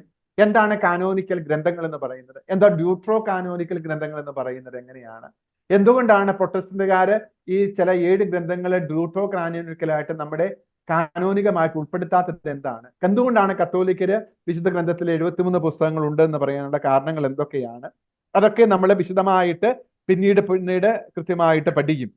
ഓക്കെ, വീണ്ടും നമ്മൾ ആ ഒരു അധ്യായം എന്താണ് ദൈവനിവേശിത ഗ്രന്ഥം എന്ന് പറയുന്നത്, നമ്മൾ ബൈബിളിന്റെ വ്യാഖ്യാനം എങ്ങനെയായിരിക്കണം. ബൈബിൾ ഹെർമനോട്ടിക്സ് എന്ന് പറയുന്ന ഒരു പുസ്തകം തന്നെ പിന്നീട് ഉള്ളത് കൊണ്ട് ഞാനത് എപ്പോഴും പറയുന്നില്ല. ദൈവനിവേശിത ഗ്രന്ഥം എന്ന് പറയുന്നത് എന്താണ്, യഥാർത്ഥത്തിൽ ദൈവനിവേശിത ഗ്രന്ഥം എന്ന് പറയുന്നത് എങ്ങനെയാണ് വിശുദ്ധ ഗ്രന്ഥത്തെ വ്യാഖ്യാനിക്കുന്നത്, അതിന്റെ ബിബ്ലിക്കൽ ഹെർമനോട്ടിക്സ് വ്യാഖ്യാനം എന്ന് പറയുന്നത് എന്തായിരിക്കണം, എങ്ങനെയായിരിക്കണം, ദൈവനിവേശനം എന്ന് പറയുന്നത് കൃത്യമായിട്ട് അർത്ഥം എന്താണ്, വിശുദ്ധ ബന്ധവും ബൈബിളിന്റെ പാരമ്പര്യം, സേക്രഡ് ട്രഡീഷൻ എന്ന് പറയുന്നത് യഥാർത്ഥത്തിൽ എന്താണ്, ബൈബിൾ മാത്രം മതിയോ? കാരണം പ്രൊട്ടസ്റ്റന്റുകാർ പറയുന്നത് ബൈബിൾ അലോൺ, സോളാ സ്ക്രിപ്ചൂര, ബൈബിൾ മാത്രം മതി, വേറെ ഒന്നും, ബൈബിൾ സോളാ സ്ക്രിപ്ചൂര എന്നാ പറയുന്നത്. അപ്പോൾ കത്തോലിക്കർ പറയുന്നത് വിശ്വാസം ബൈബിൾ മാത്രമല്ല, പിന്നെയോ പ്രവൃത്തികളും വചനവും കൂടെ ഉണ്ട്, വിശുദ്ധ പാരമ്പര്യങ്ങൾ വളരെ പ്രധാനപ്പെട്ടതാണ്, അത് പറയാനായിട്ടുള്ള കാരണങ്ങൾ എന്തൊക്കെയാണ് എന്ന് വ്യക്തമായിട്ട് സെക്രഡ് ട്രഡീഷൻ എന്ന് പറയുന്നത് എന്താണ്, പിന്നെ എങ്ങനെയാണ് വിശുദ്ധ ഗ്രന്ഥത്തിന്റെ കൈമാറൽ നടന്നത്, വെളിപാടും തിരുലിഖിതങ്ങളും എന്തൊക്കെയാണ് തുടങ്ങിയ ദീർഘങ്ങളായിട്ടുള്ള വിശദീകരണങ്ങൾ, ബൈബിളിന്റെ വ്യാഖ്യാനം, വിശ്വാസ പ്രമാണങ്ങൾ തുടങ്ങിയവയൊക്കെയാണ് നമ്മൾ അടുത്ത വിശുദ്ധ അല്ലെങ്കിൽ ഗ്രന്ഥത്തിൽ നമ്മൾ കാണുന്നത്. അതിനകത്ത് നമ്മൾ ഓരോ പുസ്തകങ്ങളായിട്ട് പഞ്ചഗ്രന്ഥിയെക്കുറിച്ച് പഠിക്കും. പിന്നെ വിശുദ്ധ വ്യത്യസ്തങ്ങളായിട്ടുള്ള പഞ്ചഗ്രന്ഥിയിലെ പാരമ്പര്യങ്ങളുണ്ട്. കാരണം നമുക്കറിയാം ഒരേ വസ്തുത തന്നെ പല പ്രാവശ്യം വരുന്നുണ്ട്. ഇപ്പൊ ഉദാഹരണത്തിന് സൃഷ്ടിയെക്കുറിച്ച് പല വിവരണങ്ങളുണ്ട്. മണ്ണിൽ നിന്ന് സൃഷ്ടിച്ചതിനെ കുറിച്ച് പറയുന്നുണ്ട്, അല്ലാതെ സ്ത്രീയെ പുരുഷനുമായി സൃഷ്ടിച്ചു എന്ന് ഒറ്റ വാക്കിൽ പറയുന്നുണ്ട്. എന്തുകൊണ്ടാണ് ഒരേ സൃഷ്ടി പല കരങ്ങളിൽ പല തരത്തിൽ പഴയ നിയമത്തിൽ അല്ലെങ്കിൽ ഉൽപ്പത്തി പുസ്തകത്തിൽ കാണുന്നത്? എന്താണ് വ്യത്യസ്തങ്ങളായിട്ടുള്ള പാരമ്പര്യങ്ങൾ? യാക്വിസ്റ്റിക്ക് പാരമ്പര്യം, ഏലോഹിസ്റ്റിക്ക്, ദൈവത്തെ യാക്വേ എന്ന് വിളിക്കുന്ന പാരമ്പര്യമുണ്ട്, ഏലോഹീം എന്ന് വിളിക്കുന്ന പാരമ്പര്യമുണ്ട്. ഒരു ഡ്യൂട്രോണമിസ്റ്റിക് അല്ലെങ്കിൽ നിയമാവർത്തനപരമായിട്ടുള്ള പാരമ്പര്യങ്ങളുണ്ട്, ഒരു പ്രീസ്റ്റ്ലി ട്രഡീഷൻ ഉണ്ട്. എന്താണ് പഴയ നിയമത്തെ വ്യാഖ്യാനിക്കാനായിട്ടുള്ള അടിസ്ഥാനപരമായിട്ടുള്ള പഠനങ്ങളുടെ എന്തൊക്കെയാണെന്നൊക്കെ നമ്മൾ പഞ്ചഗ്രന്ഥി എന്ന് പറയുന്ന പുസ്തകം പഠിക്കുമ്പോൾ തന്നെ നമ്മൾ പഠിക്കും. ഓക്കെ, അപ്പോൾ 3-ാമത്തെ അധ്യായത്തില് വിശുദ്ധ വചനത്തിലൂടെയും പാരമ്പര്യത്തിലൂടെയും ദൈവം വെളിപ്പെടുത്തിയ കാര്യങ്ങളെ നമ്മൾ എങ്ങനെയാണ് മനസ്സിലാക്കാനായിട്ട് പോകുന്നത്, അതാണ് നമ്മൾ പിന്നീട് ഓരോ വിഷയങ്ങളായിട്ട് പഠിക്കാനായിട്ട് പോകുന്നത്. നമ്മൾ ഈ ദൈവശാസ്ത്ര പ്രവേശിക്കൽ നമ്മൾ ഇത്രേ കാണുന്നുള്ളൂ. എന്തൊക്കെയാണ് നമ്മൾ ഈ ദൈവശാസ്ത്ര പഠനത്തിൽ ഉൾക്കൊള്ളിക്കാൻ പോകുന്നത്? അതിൽ ഏറ്റവും പ്രധാനപ്പെട്ട നമ്മളിപ്പോൾ കണ്ടു കഴിഞ്ഞു. എന്താണ് ദൈവവചനം, അതിനെ എങ്ങനെയാണ് വ്യാഖ്യാനിക്കേണ്ടത്, അതിന്റെ ഹെർമനോട്ടിക്സ് എന്താണ്, വചനത്തിന്റെ കാനോനികത എന്ന് പറയുന്നത് എന്താണ്, ഉൽപ്പത്തി പുസ്തകം എങ്ങനെയാണ് വ്യാഖ്യാനിക്കേണ്ടത്, പ്രവാചക ഗ്രന്ഥങ്ങൾ എന്ന് പറയുന്നത് എന്താണ്, ജ്ഞാനഗ്രന്ഥങ്ങൾ എന്ന് പറയുന്നത് എന്താണ് തുടങ്ങിയ കാര്യങ്ങളൊക്കെ നമ്മൾ ഓരോ പുസ്തകങ്ങളായിട്ട് പിന്നീട് മനസ്സിലാക്കും. ദൈവനിവേശനം എന്ന് പറയുന്നതിന്റെ അർത്ഥം എന്താണ്, ബൈബിളിന്റെ വാചിക പാരമ്പര്യം അല്ലെങ്കിൽ അലിഖിത പാരമ്പര്യങ്ങളുടെ എന്തൊക്കെയാണ് പ്രത്യേകത? ഇനി അടുത്ത ഒരു വലിയ വിഷയം എന്ന് പറയുന്നത്, നമ്മൾ നേരത്തെ അതിനെക്കുറിച്ച് ഒന്ന് കണ്ടതുകൊണ്ട് ഞാൻ ദീർഘമായിട്ട് പറയുന്നില്ല, എങ്കിൽ പോലും പെട്ടെന്ന് ഒറ്റ വാക്കിൽ പറഞ്ഞു കഴിഞ്ഞാൽ നമ്മൾ സിസ്റ്റമാറ്റിക് തിയോളജിയിൽ ഏറ്റവും പ്രധാനപ്പെട്ട ഒരു വിഷയം എന്ന് പറയുന്നത് ത്രിത്വൈക ദൈവശാസ്ത്രമാണ്, ട്രിനിറ്റിയാണ്. കാരണം നമ്മൾ പറഞ്ഞു കഴിഞ്ഞു, പിതാവിന്റെയും പുത്രന്റെയും പരിശുദ്ധാത്മാവിന്റെയും നാമത്തിലാണ് നമ്മുടെ എല്ലാം, നമ്മുടെ സർവ്വതും, നമ്മുടെ വിശ്വാസത്തിന്റെ അടിസ്ഥാനം. അപ്പോൾ നമ്മൾ ദൈവശാസ്ത്രം എന്ന് പറയുന്നത് നമുക്ക് വെളിപ്പെടുത്തപ്പെട്ട ഈ പിതാവിന്റെ സ്നേഹത്തെക്കുറിച്ച്, പുത്രനിലൂടെ നമുക്ക് സാധ്യതമാക്കിയ രക്ഷയെക്കുറിച്ച്, പരിശുദ്ധാത്മാവിലൂടെ ഇന്നും കൂദാശകൾ സഭയിലൂടെ തുടരുന്നതിനെ കുറിച്ചുള്ള കണ്ടംപ്ലേഷൻ യഥാർത്ഥത്തിൽ ഈ ത്രിത്വൈക ദൈവശാസ്ത്രം എന്ന് പറയുന്നത് തന്നെ. അപ്പോൾ നമുക്കിപ്പോൾ ത്രിത്വത്തെ കുറിച്ച് പലവിധ തെറ്റിദ്ധാരണകളുണ്ട്. ഏറ്റവും കൂടുതലായിട്ട് എങ്ങനെയാ ഒരു ദൈവം, 3 പേര്, എങ്ങനെയാണ് 3 പേരെ ഒന്നാക്കി കാണുന്നത്? പിതാവ് പുത്രൻ 3 വ്യക്തികളാണോ?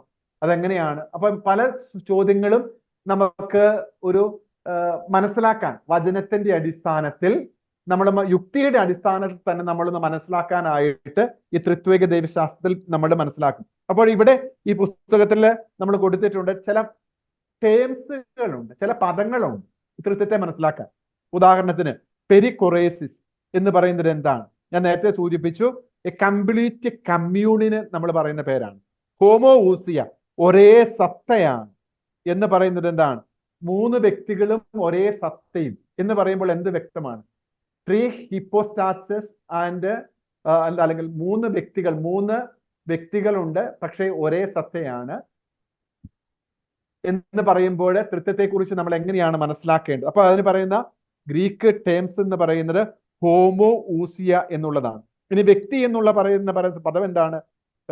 ഗ്രീക്കിൽ നമ്മൾ അതിനെ ഹിപ്പോസ്റ്റാസിസ് എന്ന് പറയും. ഹിപ്പോസ്റ്റാസിസ്, പ്രോസോപ്പോൺ എന്ന് പറയുന്നത് ആണ്. അതൊക്കെ നിങ്ങൾ പേടിക്കേണ്ട, നമ്മളത് ത്രിത്വത്തെ കുറിച്ച് നമ്മൾ പഠിക്കുമ്പോൾ കുറച്ചും കൂടെ ആഴത്തിൽ ഓരോന്നിനെ കുറിച്ച് നമ്മൾ പഠിക്കും. അപ്പോൾ പരിശുദ്ധ ത്രിത്വത്തില് ഒരു ഊസിയ എന്ന് പറഞ്ഞ ഒരു സത്തയും 3 വ്യക്തികളുമുണ്ട്. പക്ഷെ ഈശോയിൽ എന്താണ്? 2 സ്വഭാവങ്ങളും 1 വ്യക്തിത്വവുമാണ് ഉള്ളത്. ഒരു ഹിപ്പോസ്റ്റാറ്റിക് യൂണിയനാണ്. അപ്പോൾ 2 സ്വഭാവങ്ങൾ, 2 നേച്ചേഴ്സ് ആൻഡ് 1 ഹിപ്പോസ്റ്റാസ്, അല്ലെങ്കിൽ ഒരു വ്യക്തി, അതാണ്. പക്ഷെ ത്രിത്വത്തിലോ 1 സത്തയും 3 വ്യക്തികളും. നിങ്ങൾ ഒന്നും പേടിക്കേണ്ട, ചില വാക്കുകൾ ഊസിയ, ഹിപ്പോസ്റ്റാസിസ്, പ്രോസോപ്പോൺ, പെരിക്കൊറേസിസ്, ഇതൊക്കെ നമ്മൾ പിന്നീട് ദീർഘമായിട്ട് പഠിക്കുന്നതായിരിക്കും. 5-ാമത്തെ അധ്യായം സഭാവിജ്ഞാനി. നമ്മൾ നേരത്തെ പറഞ്ഞു കഴിഞ്ഞു എന്തുകൊണ്ടാണ് സഭ അടിസ്ഥാന കൂദാശ എന്ന് പറയുന്നത്. അമ്മ സഭ, ജെറുസലേമിലെ സഭ, എക്ലേസിയോളജി എന്നുള്ള വാക്കിന്റെ അർത്ഥം തന്നെ വിളിച്ചു കൂട്ടപ്പെട്ടവരെ, ദൈവജനം. അതിന്റെ വിശദീകരണം പഴയ നിയമത്തിൽ തന്നെ ഇതാണ്, ദൈവത്താൽ വിളിച്ചു കൂട്ടപ്പെട്ട കഹാൽ എന്നുള്ളതിന് അർത്ഥത്തിലാണ് നമ്മൾ സഭയെ സൂചിപ്പിക്കുന്നത്. അത് ആ കഹാൽ എന്നുള്ള പദം തന്നെയാണ് ഗ്രീക്കിൽ എക്ലേസിയ എന്ന പദമായിട്ട് വന്നത്. ഇസ്രായേൽ ജനത്തെ ദൈവം വിളിച്ചു കൂട്ടിയ ജനമാണ്. അതാണ് ആദിമ സഭ, അല്ലെങ്കിൽ എന്താണ് പഴയ നിയമത്തിലെ സഭ എന്ന് പറയുന്നത് ഇസ്രായേലാണ്. അപ്പോൾ സുവിശേഷങ്ങളുടെ സഭാവിജ്ഞാനിയും എന്ന്, സുവിശേഷത്തിലെ സഭയെ എങ്ങനെയാണ് വിശേഷിപ്പിക്കുന്നത്?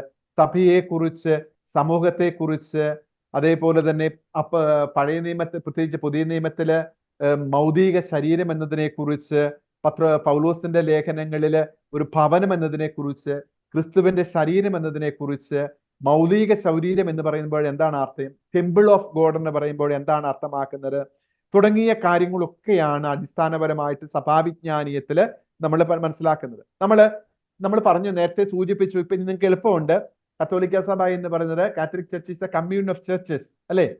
അപ്പൊ എന്തൊക്കെയാണ് നമ്മൾ ഐക്യത്തെ കുറിച്ച് പറയുന്നുണ്ട്, ഇവിടെ വിശദീകരിച്ചു കൊടുത്തിട്ടുണ്ട്. ഇനി ഏതൊക്കെയാണ് സഭകൾ ഉള്ളത് എന്ന് കൃത്യമായിട്ട് ഇവിടെ വിശദീകരിച്ചിട്ടുണ്ട്.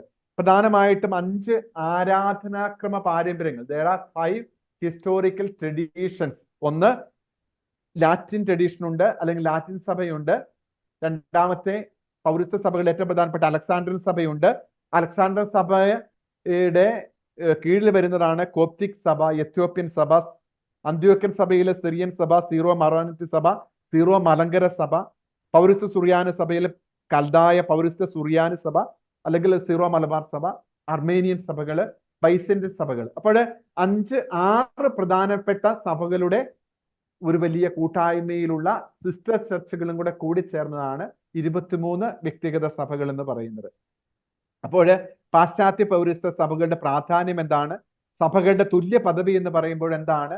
കത്തോലിക്ക സഭയിൽ തീർച്ചയായിട്ടും പാശ്ചാത്യ പൗരസ്ത്യ സഭകളിലെ ഏറ്റവും പ്രധാനപ്പെട്ട ഒരു സഭയായ പൗരസ്ത്യ സുറിയാനി സഭ അല്ലെങ്കിൽ സീറോ മലബാർ സഭ എന്ന് പറയുമ്പോൾ എന്താണ് അർത്ഥമാക്കുന്നത്? 6-ാമത്തെ പുസ്തകത്തില് അധ്യായത്തിൽ ക്രിസ്തീയ ധാർമ്മികതയെ കുറിച്ചാണ്. എന്താണ് സ്വാതന്ത്ര്യം, എന്താണ് ബുദ്ധി, സ്വതന്ത്ര മനസ്സിന്റെ കാര്യങ്ങൾ എന്തൊക്കെയാണ്, മനസ്സിന്റെ പങ്കെന്താണ്, അതേപോലെ തന്നെ ഹ്യൂമൻ ആക്ട് എന്ന് പറയുമ്പോൾ എന്താണ്, നിങ്ങളുടെ അറിവും സമ്മതവും സ്വാതന്ത്ര്യവും ഒക്കെ എന്ന് പറയുമ്പോൾ എന്താണ്, അവിടെ പാപത്തിന്റെ അടിസ്ഥാനം അല്ലെങ്കിൽ എന്താണ് പാപം എന്ന് പറയുന്നത് തുടങ്ങിയ കാര്യങ്ങളൊക്കെ നമ്മൾ പഠിക്കുന്നത് മോറൽ തിയോളജിയിലാണ്. 7-ാമത്തെ അധ്യായത്തിൽ ലിറ്ററജിയെ കുറിച്ചാണ്. നമ്മൾ നേരത്തെ പറഞ്ഞു കഴിഞ്ഞു, ലിറ്ററജി ഏറ്റവും പ്രധാനപ്പെട്ട ഒരു വിഷയമാണ്. കാരണം നമ്മുടെ വിശ്വാസത്തിന്റെ പ്രഘോഷണമാണ്, വിശ്വാസത്തിന്റെ ആചരണമാണ്. ലെക്സ് ഒരാന്തി, ലെക്സ് ക്രെദേന്തി. You celebrate what you believe. നീ എന്താണോ വിശ്വസിക്കുന്നത് അതാണ് ആഘോഷിക്കുന്നത്. ലെക്സ് ഒരാന്തി, ലെക്സ് ക്രെദേന്തി. The law of faith is the law of adoration. ഇത് നമ്മൾ ബേസിക് ആണ്, ഇത് മറക്കാൻ പാടില്ല. ഞാൻ ഈ പറയുന്ന ചില സൂക്തങ്ങൾ മറക്കാൻ പാടില്ല. ലെക്സ് ഒരാന്തി, ലെക്സ് ക്രെദേന്തി. The law of prayer is the law of faith. നീ എന്താണോ വിശ്വസിക്കുന്നത്, നീ ആരാധിക്കുന്നു. നീ എന്താണോ ആരാധിക്കുന്നത് അതാണ്. അപ്പോൾ നമ്മള് ആരാധനാക്രമം നമ്മൾ സൂചിപ്പിച്ചു. ആ വാക്യം നിങ്ങൾ ഒന്നുകൂടെ മനസ്സിൽ കരുതുക. ലെക്സ് ഒരാന്തി, ലെക്സ് ക്രെദേന്തി. ഇനി നമ്മൾ ധാർമ്മികതയിലേക്ക് വരുമ്പോൾ ലെക്സ് വിവേന്തി. നീ എന്താണോ ആരാധിക്കുന്നത് അതാണ് നീ വിശ്വസിക്കുന്നത്, അതാണ് നീ ജീവിക്കുന്നത്. അതാണ് മോറൽ തിയോളജിയുടെ അടിസ്ഥാനം. 3 കാര്യങ്ങളാണ് പറഞ്ഞത്: വിശ്വാസം, ആരാധന, ജീവിതം. സോ അത് നിങ്ങളുടെ മനസ്സിൽ നിന്ന് സൂക്ഷിക്കുക. നമ്മളിപ്പോ പറഞ്ഞു 5 ആരാധനാക്രമ കുടുംബങ്ങളുണ്ട്. ലത്തീൻ ആരാധന ഇപ്പോഴേ മനസ്സിലേക്ക് കരുതിക്കോ.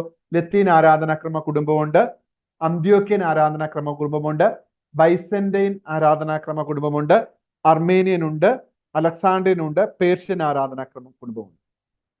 ഓക്കെ, അതാണ് നമ്മൾ അതിനെക്കുറിച്ച് വളരെ ദീർഘമായിട്ട് പിന്നീട് വിശദമായിട്ട് പഠിക്കുന്നതാണ്. അടുത്ത കൂദാശകളെ കുറിച്ച്, സാക്രമെന്റൽ തിയോളജി, അത് നമ്മുടെ ഏറ്റവും പ്രധാനപ്പെട്ട ഒരു വിഷയമാണ്.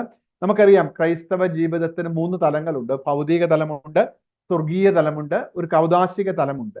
അപ്പോൾ യഥാർത്ഥത്തിൽ ഈ ലോകത്ത് ജീവിക്കുമ്പോൾ പഞ്ചേന്ദ്രിയ ഗോചരമായ ഇന്ദ്രിയ ജീവിതമാണ് സ്വർഗീയ തലം. ദൈവവുമായിട്ട് മനുഷ്യന്റെ നിത്യതയിൽ വസിക്കുന്ന സ്വർഗീയ തലമുണ്ട്. അതേപോലെ ഇന്ന് ഈ ക്രിസ്തുവിന്റെ രക്ഷാകര പദ്ധതി എനിക്ക് അനുഭവവേദ്യമായി തീരുന്നത് സഭയില് കൂദാശകളിലൂടെയാണ്. അതൊരു കൂദാശകളുടെ തലമുണ്ട്.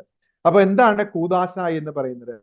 കൂദാശ, സാക്രമെന്തും മിസ്റ്ററി എന്നൊക്കെ പറയുന്നതിന്റെ അർത്ഥം എന്താണ്? അത് നമുക്ക് ഓരോ കൂദാശകളുടെയും വചന അധിഷ്ഠിതങ്ങൾ എന്താണ്? കൂദാശകൾ യേശു സ്ഥാപിച്ചതാണോ? കൂദാശകൾ 7 കൂദാശകൾ എങ്ങനെ സഭയിൽ വന്നു? കൂദാശകൾ സാർവത്രികമാണ്. ഭക്താനുഷ്ഠാനങ്ങൾ നമുക്കറിയാം. കൂദാശകളെ ഭക്താനുഷ്ഠാനങ്ങളുമായിട്ട് നമുക്ക് റീപ്ലേസ് ചെയ്യാനായിട്ട് പറ്റുകയില്ല. 7 കൂദാശകൾ ഏതൊക്കെയാണ്? അതിന്റെ വ്യത്യസ്തങ്ങളായിട്ടുള്ള ഫലങ്ങൾ എന്തൊക്കെയാണ്? ഇതൊക്കെ നമുക്കറിയാം, വ്യക്തിപരമായിട്ട് അറിയാം. പക്ഷെ എങ്കിൽ പോലും നമ്മൾ അത് അല്പം കൂടെ സിസ്റ്റമാറ്റിക് ആയിട്ട് ദൈവശാസ്ത്രപരമായിട്ട് പിന്നീട് നമ്മൾ പഠിക്കും. അടുത്തത് ഒരു വലിയ ദൈവശാസ്ത്രത്തിന്റെ ഒരു വലിയ പഠന മേഖല എന്ന് പറയുന്നത് സഭയുടെ ചരിത്രത്തെക്കുറിച്ചുള്ള പഠനമാണ്.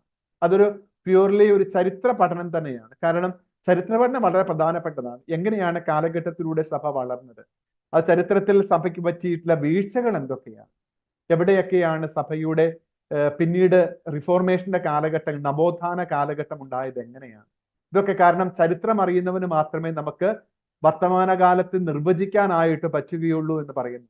അപ്പൊ അതുകൊണ്ട് സഭയുടെ ചരിത്രം നമുക്ക് വളരെ പ്രധാനപ്പെട്ട കാര്യം തന്നെയാണ്. അടുത്ത ഒരു വലിയ വിഷയം, ദൈവശാസ്ത്രത്തിന്റെ വിഷയം കാനൻ ലോ ആണ്. നമുക്കറിയാം പൗരസ്ത്യ കാനൻ ലോയുണ്ട്, പാശ്ചാത്യ കാനൻ ലോയുണ്ട്. എന്താണ് നാച്ചുറൽ ലോ, എന്താണ് അതേപോലെ തന്നെ മറ്റുള്ള പോസിറ്റീവ് ലോ തുടങ്ങിയവയെ കുറിച്ചിട്ടുള്ള ഒരു പഠനമാണ് കാനൻ ലോയിൽ നമ്മുടെ ആദ്യ അധ്യായങ്ങളിലൊക്കെ. കാനൻ ലോ പഠിക്കുമ്പോൾ നമ്മൾ വിശദമായിട്ട് പഠിക്കും എന്താണ് യഥാർത്ഥത്തിൽ നാച്ചുറൽ ലോ, സ്വാഭാവിക നിയമങ്ങൾ എന്ന് പറയുന്നത് എന്താണ്, മനുഷ്യന്റെ ഹൃദയങ്ങളിൽ ദൈവം എഴുതിയത്. പിന്നെ പോസിറ്റീവ് ലോ, ഭാവാത്മക നിയമം, മനുഷ്യൻ ഉണ്ടാക്കിയത്.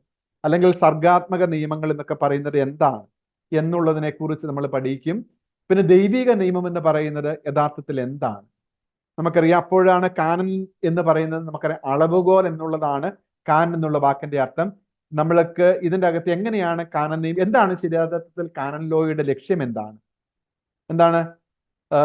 കാനൻ ലോ എന്ന് പറയുന്നത് വിശ്വാസ സത്യമല്ലെന്നറിയാം, പക്ഷേ സഭയുടെ ക്രമീകരണത്തിന് വേണ്ടിയിട്ട് സഭയുടെ ചരിത്രത്തിൽ, ഉദാഹരണത്തിന് നമുക്കറിയാം ഈശോ തന്നെ പറയുന്നുണ്ട്, നീ നികുതി കൊടുക്കാത്തത് കൊടുക്കുക. അല്ലെങ്കിൽ അപ്പോസ്തലന്മാരുടെ കൈവപ്പ് വഴിയായിട്ട് കിട്ടിയിട്ടുള്ള ആദിമസഭയില് പത്രോസും പൗലോസും വ്യക്തമായിട്ട് പറയുന്നുണ്ട് സഭയുടെ അധികാരത്തോട് എങ്ങനെയാണ് വിധേയപ്പെടേണ്ടത്, അല്ലെങ്കിൽ സഭാ സമൂഹത്തിന് എങ്ങനെയാണ് ഒരുവൻ പുറത്തു പോകുന്നത്. അപ്പോൾ വിശ്വാസത്തിന്റെ വളർച്ചയ്ക്ക് വേണ്ടിയിട്ട് സ്നേഹത്താൽ അധിഷ്ഠിതമായ നിയമമാണ് കാനൻ ലോ എന്ന് പറയുന്നത്. അപ്പൊ അതിന്റെ 4 കാര്യങ്ങളുണ്ട്. ലക്ഷ്യങ്ങൾ ഉറപ്പാക്കി. നമുക്കറിയാം ഏതൊരു സമൂഹവും നിലനിൽക്കുന്ന നിയമങ്ങളില്ലാതെ ഒരു സമൂഹം നമ്മളേക്കനുസരിച്ച് ഓടിച്ചില്ലെങ്കിൽ ഞാൻ വലതുവശത്തോട്ട് ഓടിക്കുള്ളൂ എന്ന് പറഞ്ഞാൽ അപകടം ഉറപ്പാണ്. അപ്പൊ നിയമം എന്ന് പറയുന്നത് അൾട്ടിമേറ്റ് ആയിട്ട് മനുഷ്യന്റെ സമൂഹത്തിന്റെ പുരോഗതിക്കും നന്മയ്ക്കും വേണ്ടിയിട്ടാണ്. അപ്പോൾ എന്താണ് യഥാർത്ഥത്തിൽ ലത്തീൻ സഭയുടെ കാനൻ ലോ, പൗരസ്ത്യ കാനൻ ലോ എന്ന് പറയുന്നതിന്റെ കൃത്യമായിട്ട് CCEO കോദസ് കാനോനും എക്ലേസിയോരും ഓറിയന്താലും എന്ന് പറയുന്നത് 1990 ഒപ്പുവെച്ചത്. അപ്പൊ അത് നമ്മുടെ ആദ്യമായിട്ട് അത് വലിയ സംഭവമായിരുന്നു സഭയുടെ ചരിത്രത്തില് CCEO എന്ന് പറയുന്നത്. അപ്പോൾ ഈ പാശ്ചാത്യ പൗരസ്ത്യ കാനൻ ലോയുടെ വ്യത്യാസങ്ങൾ എന്തൊക്കെയാണ് നമ്മൾ അതിൻ്റെ അകത്ത് ഒന്ന് പെട്ടെന്ന് നമ്മൾ കാണും. ഏറ്റവും അവസാനത്തെ അധ്യായത്തിൽ നമ്മൾ കാണാനായിട്ട് പോകുന്നത് യുഗാന്ത്യ ദൈവശാസ്ത്രത്തെ കുറിച്ചിട്ടാണ്. നമ്മൾ പ്രത്യേകിച്ച് പറഞ്ഞു എസ്കത്തോൺ എന്ന് പറയുന്നത് അന്ത്യത്തെ കുറിച്ചാണ്. മനുഷ്യന്റെ അന്ത്യങ്ങൾ നമ്മൾ പറഞ്ഞുകൊണ്ട് മരണം, വിധി, ശുദ്ധീകരണ സ്ഥലം, സ്വർഗം, നരകം. അപ്പൊ എന്താണ് അത്? സ്വർഗം നരകം എന്ന് പറയുന്നത് എന്താണ്? മരണം എന്ന് പറയുന്നത് എന്താണ്? തനത് വിധി എന്ന് പറയുന്നത് എന്താണ്? പൊതുവിധി എന്ന് പറയുന്നത് യഥാർത്ഥത്തിൽ എന്താണ്? തുടങ്ങിയ കാര്യങ്ങളൊക്കെ ഏറ്റവും വിശദമായിട്ട് നമ്മൾ യുഗാന്ത്യ ദൈവശാസ്ത്രത്തിൽ നമ്മൾ കാണും, പഠിക്കും. അപ്പോൾ നമ്മുടെ ഈ ഒരു ആധ്യാത്മിക ദൈവശാസ്ത്ര പ്രവേശികയിൽ ഇൻട്രഡക്ഷൻ ടു തിയോളജിയിൽ നിങ്ങൾക്കൊരു ബേഡ്സ് ഒരു വിഹകമായിട്ടുള്ള അല്ലെങ്കിൽ ഗഹനമായിട്ടുള്ള വിഷയങ്ങളുടെ ഒരു വിശാലമായിട്ടുള്ള ഒരു ജനറൽ കൺസെപ്ഷൻ ഉണ്ടാകാൻ വേണ്ടിയിട്ടുള്ള ഒരു ആമുഖമാണ് നമ്മുടെ ഇൻട്രഡക്ഷൻ ടു തിയോളജി എന്ന് പറയുന്ന പുസ്തകത്തിൽ നമ്മളിപ്പോൾ പറഞ്ഞു വന്നത്. അപ്പോൾ ഇതൊട്ടും കേട്ട് പേടിക്കേണ്ട. നമ്മളിത് പതുക്കെ പതുക്കെ ഈ 3 വർഷം കൊണ്ട് 6 സെമസ്റ്റർ അല്ലെങ്കിൽ 6 സെമസ്റ്ററിൽ ഓരോ സെമസ്റ്ററിൽ നമ്മൾ 4 വിഷയം വെച്ച് നമ്മൾ 24 വിഷയങ്ങൾ ഓരോന്നും കുറച്ച് ഡീപ്പായിട്ട് നമ്മൾ കാണും. നിങ്ങൾക്ക് സംശയം ഉണ്ടെങ്കിൽ തീർച്ചയായിട്ടും നമ്മൾ സംശയത്തിന് ദൂരീകരിക്കാൻ വേണ്ടിയിട്ട് നമ്മൾ സെഷൻസ് നമ്മൾ കൂടുന്നതായിരിക്കും. നമ്മൾ ഇനിയും ചിലപ്പോൾ മുന്നോട്ട് പോകുമ്പോൾ നമ്മൾ ഒരുമിച്ച് കൂട്ടി നമ്മുടെ നേരിട്ട് തന്നെ ചിലപ്പോൾ ചില ക്ലാസ്സുകൾ നമ്മൾ എടുക്കാനായിട്ട് ശ്രമിക്കും. പല സെന്ററുകളിൽ വെച്ച് നിങ്ങളുടെ ഓരോരുത്തരുടെയും സ്ഥലത്തിന്റെ ഒക്കെ വെച്ചിട്ട് നമ്മൾ എടുക്കാനായിട്ട് ശ്രമിക്കും. അപ്പൊ അതുകൊണ്ട് നമുക്ക് കുറച്ചും കൂടെ നമുക്ക് ഈ ക്ലാസ്സുകളെ ലൈവ്ലി ആയിട്ട് കൊണ്ടുപോകാം. അപ്പൊ പ്രിയപ്പെട്ട സ്റ്റുഡൻസ്, ഞാൻ പതുക്കെ നിർത്തുകയാണ്. അതിനു മുമ്പ് ഒന്നുകൂടെ നമ്മുടെ മനസ്സിലേക്ക് ഒന്നുകൂടെ കൊണ്ടുവരാം. നമ്മൾ ഇത്ര നേരം പറഞ്ഞത് ദൈവശാസ്ത്രം എന്ന് പറയുന്നത് എന്താണ്, ദൈവശാസ്ത്രത്തിന്റെ ഉറവിടങ്ങൾ എന്ന് പറയുന്നത് എന്താണ്, ദൈവശാസ്ത്രത്തിന്റെ വിഭജനം എന്ന് പറയുന്നത് എന്താണ്, പിന്നെ നമ്മൾ ദൈവശാസ്ത്രത്തിന്റെ വളർച്ച, ആദിമസഭ, വിശുദ്ധ ഗ്രന്ഥം, അപ്പസ്തോലിക കാലഘട്ടം, പിന്നെ കൗൺസിലിന്റെ കാലഘട്ടം, മധ്യകാലഘട്ടം, സ്കോളാസ്റ്റിക് തിയോളജി, ആധുനിക കാലഘട്ടം, അതിനെക്കുറിച്ച് നമ്മളൊന്ന് ഓടിച്ച് കണ്ടു. പിന്നീട് നമ്മൾ ഓരോ വിഷയത്തെക്കുറിച്ചും നമ്മൾ സഭയുടെ പിതാക്കന്മാരെ കുറിച്ച് നമ്മൾ കുറച്ച് കൂടുതലായിട്ട് കണ്ടു. സഭയുടെ പിതാക്കന്മാര് എന്താണ്, ആരാണ്, അവരുടെ ലക്ഷ്യങ്ങൾ എന്താണ്, എന്താണ് അവരുടെ പ്രസക്തിയെ കുറിച്ച് നമ്മൾ കണ്ടു. പിന്നീട് തൃത്വത്തെ കുറിച്ച് കണ്ടു. എന്താണ് തൃത്വൈക ദൈവശാസ്ത്രം എന്ന് പറയുന്നത്? കാരണം ഓരോ കാലഘട്ടത്തിലും ഉണ്ടായിട്ടുള്ള പാഷണ്ഡതകൾ, തൃത്വത്തിനെതിരായിട്ടുള്ള പാഷണ്ഡതകൾ ഉണ്ടായിട്ടുണ്ട്. അപ്പൊ അതെന്തൊക്കെയാണ്, പ്രധാനപ്പെട്ട വാക്കുകൾ എന്തൊക്കെയാണ് ഉപയോഗിക്കുന്നത് നമ്മളൊന്ന് കണ്ടു. ക്രിസ്തു വിജ്ഞാനീയം എന്ന് പറയുന്നത് there is A historical Jesus and there is A Christ of faith എന്നതിനെ കുറിച്ച് നമ്മൾ പെട്ടെന്നൊന്ന് കണ്ടു. അപ്പോൾ ആ കാലഘട്ടത്തിലെ ക്രിസ്തു വിജ്ഞാനീയത്തിന്റെ തുടക്കത്തിലൊക്കെ എന്തായിരുന്നു നിക്കിയ സൂനകദോസ്, എന്തായിരുന്നു കാൽസിഡോൺ സൂനകദോസിൽ ഉണ്ടായ വലിയ, അതിനു മുമ്പുണ്ടായ പാഷണ്ഡതകൾ എന്തൊക്കെയായിരുന്നു നമ്മൾ ഇന്ന് കാണും, അല്ലെങ്കിൽ നമ്മൾ ഭാവിയിൽ അത് കാണും. വീണ്ടും എക്ലേസിയോളജിയുടെ പ്രസക്തി, അതിന്റെ പ്രാധാന്യം എന്താണെന്ന് നമ്മൾ ഇന്ന് ഓടിച്ചെന്ന് കണ്ടു. എന്തൊക്കെയാണ് വ്യത്യസ്ത സഭകള്, പർട്ടിക്കുലർ ചർച്ച്, സിസ്റ്റർ ചർച്ച്, അത് നമ്മൾ പിന്നീട് വിശദമായിട്ട് പഠിക്കും. പിന്നീട് ദൈവനിവേശനം, ബൈബിൾ, ദൈവാവിഷ്കാരണം, വചനവും പാരമ്പര്യവും, അതിന്റെ ബന്ധം എന്താണ്, കാനോനികത എന്ന് പറയുന്നത് എന്താണ്, എങ്ങനെയാണ് വിശുദ്ധ ഗ്രന്ഥം വ്യാഖ്യാനിക്കേണ്ടത്, പഞ്ചഗ്രന്ഥം എങ്ങനെയാണ് മനസ്സിലാക്കേണ്ടത്, പ്രവാചക ഗ്രന്ഥം, ജ്ഞാനഗ്രന്ഥം എന്തൊക്കെയാണ്, പിന്നീട് ഓരോ വിഷയങ്ങളെ കുറിച്ച് നമ്മൾ അവസാനം യുഗാന്ത്യ ദൈവശാസ്ത്രം വരെ നമ്മൾ പറഞ്ഞു നിർത്തി. ഇതൊക്കെയാണ് നമ്മുടെ ഈ 3 വർഷം കൊണ്ട് നമ്മൾ പതുക്കെ പഠിക്കാനായിട്ട് പോകുന്നത്. ഞാൻ ഒരു കാര്യം ഉറപ്പ് പറയുന്നു, നമ്മൾ ഈ വിഷയങ്ങളിലൂടെയൊക്കെ പതുക്കെ പതുക്കെ പഠിച്ച് കടന്നു പോകുമ്പോൾ നമുക്ക് ദൈവവചനത്തെക്കുറിച്ച്, സഭയെക്കുറിച്ച്, കൂദാശകളെ കുറിച്ചുള്ള ആഴത്തിലുള്ള ഒരു അവബോധം മാത്രമല്ല, സഭയോട് ദൈവത്തോടുള്ള സ്നേഹം വർദ്ധിപ്പിക്കുവാൻ, നമുക്ക് ദൈവിക സത്യങ്ങളെ എങ്ങനെയാണ്, എന്നോട് ചോദിക്കുകയാണ്, നിങ്ങൾ എങ്ങനെയാണ് തൃത്വത്തെ വിശദീകരിക്കുന്നത്, ക്രിസ്തുവിലെ ദൈവത്വവും മനുഷ്യത്വവും എന്നൊക്കെ പറയുന്നത് എന്താണ് അർത്ഥമാക്കുന്നത്, ബൈബിളിലെ നിങ്ങൾ എങ്ങനെയാണ് വ്യാഖ്യാനിക്കുന്നത്, ബൈബിളിന്റെ കാനോനികത എന്ന് പറയുന്നത് എന്താണ്, നിങ്ങൾ കത്തോലിക്കർ ഇങ്ങനെയാണല്ലോ ചെയ്യുന്നത്, വിശുദ്ധരെ നിങ്ങൾ ആരാധിക്കുന്നുണ്ടോ, ഇങ്ങനെയുള്ള 100 കൂട്ടം ചോദ്യങ്ങൾ നമ്മുടെ മുമ്പിലേക്ക് വരുമ്പോൾ യഥാർത്ഥത്തിൽ നമ്മുടെ ഒരു അടിത്തറ, ദൈവശാസ്ത്രത്തിന്റെ അടിത്തറ നമുക്ക് ശക്തമാക്കാതെ ഒരിക്കലും നമുക്ക് മറുപടി പറയാനായിട്ട് പറ്റുകയില്ല. അപ്പൊ അതുകൊണ്ട് നമ്മൾ ഗൗരവമായിട്ട് നമ്മൾ ഈ ഒരു വിഷയത്തെ സമീപിക്കുകയാണെങ്കിൽ നിങ്ങളിതൊന്നും ബൈഹാർട്ട് ആക്കേണ്ട ആവശ്യമില്ല. നിങ്ങൾ ഇപ്പോഴേ പേടിക്കേണ്ട ഇതെല്ലാം ഞാൻ പരീക്ഷയ്ക്ക് ബൈഹാർട്ട് ആക്കണം, വേണ്ട. പക്ഷെ നമുക്ക് കൃത്യമായിട്ടൊരു അവബോധം ഉണ്ടാകണം. ഇപ്പൊ ഉദാഹരണത്തിന് ചില കാര്യങ്ങൾ എന്താണ്, ഏത് ഒരു കാലഘട്ടത്തിൽ സംഭവിച്ചത് എന്താണ്, സ്കോളാസ്റ്റിക് തിയോളജിയിൽ അല്ലെങ്കിൽ നമ്മുടെ സുമാ തിയോളജി, തോമസ് അക്വീനാസിന്റെ സംഭാവനകൾ എന്തൊക്കെയാണ്, അല്ലെങ്കിൽ ഓരോ സഭയുടെ പിതാക്കന്മാര്, വിശുദ്ധ ക്രിസോസ്റ്റോം, അന്ത്യോക്യയിലെ വിശുദ്ധ ഇഗ്നേഷ്യസ്, ജസ്റ്റിൻ ദ അപ്പോളജിസ്റ്റുകൾ, അതേപോലെ ഒറിജിൻ, അതേപോലെ തന്നെ അത്തനേഷ്യസ്, അതേപോലെ കപ്പദോച്ചിയൻ ഫാദേഴ്സ് എന്ന് പറയുന്നത് ആരൊക്കെയാണ്, എന്തൊക്കെയാണ് അവരുടെ സംഭാവനകൾ, ഇങ്ങനെയുള്ള ബേസിക് ആയിട്ടുള്ള കാര്യങ്ങൾ ഒക്കെ നമ്മൾ പതുക്കെ പതുക്കെ നമ്മൾ ഉൾക്കൊള്ളാൻ തുടങ്ങുമ്പോഴുണ്ടല്ലോ, അതൊരു വലിയ എന്താണ്, ഒരു ഉൾക്കാഴ്ചയും നിറവും തികവുമായിട്ട് പതുക്കെ മാറും. അപ്പൊ ഇത്രയും പറഞ്ഞുകൊണ്ട് ഞാൻ പതുക്കെ ക്ലാസ് അവസാനിപ്പിക്കുകയാണ്. നിങ്ങൾക്ക് എന്തെങ്കിലും ചോദിക്കാനുണ്ടെങ്കിൽ നിങ്ങൾ അൺമ്യൂട്ട് ചെയ്തിട്ട് നിങ്ങൾക്ക് ചോദിക്കാം. വീഡിയോയിൽ വന്നു കഴിഞ്ഞാൽ സന്തോഷം. നിങ്ങൾ ചോദിച്ച എന്തെങ്കിലും സംശയങ്ങളോ എന്തെങ്കിലും കൂടുതലായിട്ടുള്ള ക്ലാരിഫിക്കേഷൻസോ ഉണ്ടെങ്കിൽ നിങ്ങൾക്ക് ചോദിക്കാം.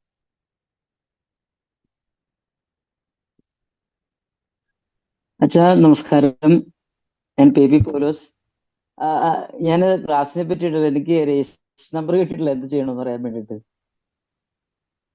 എനിക്ക് തോന്നുന്നു പൗലോസ് സാറേ, തീർച്ചയായിട്ടും നിങ്ങൾക്ക് അത് ആൽഫയുടെ ഓഫീസിൽ നിന്ന് നിങ്ങൾക്ക് ആ ആൽഫയുടെ ഒരു വാട്സപ്പ് നമ്പർ ഉണ്ടല്ലോ, ഒന്ന് ഒരു ജസ്റ്റ് മെസ്സേജ് ഇട്ട് കഴിഞ്ഞാൽ തീർച്ചയായിട്ടും അവരത് വേണ്ട രീതിയിൽ അത് മാനേജ് ചെയ്തോളും കേട്ടോ.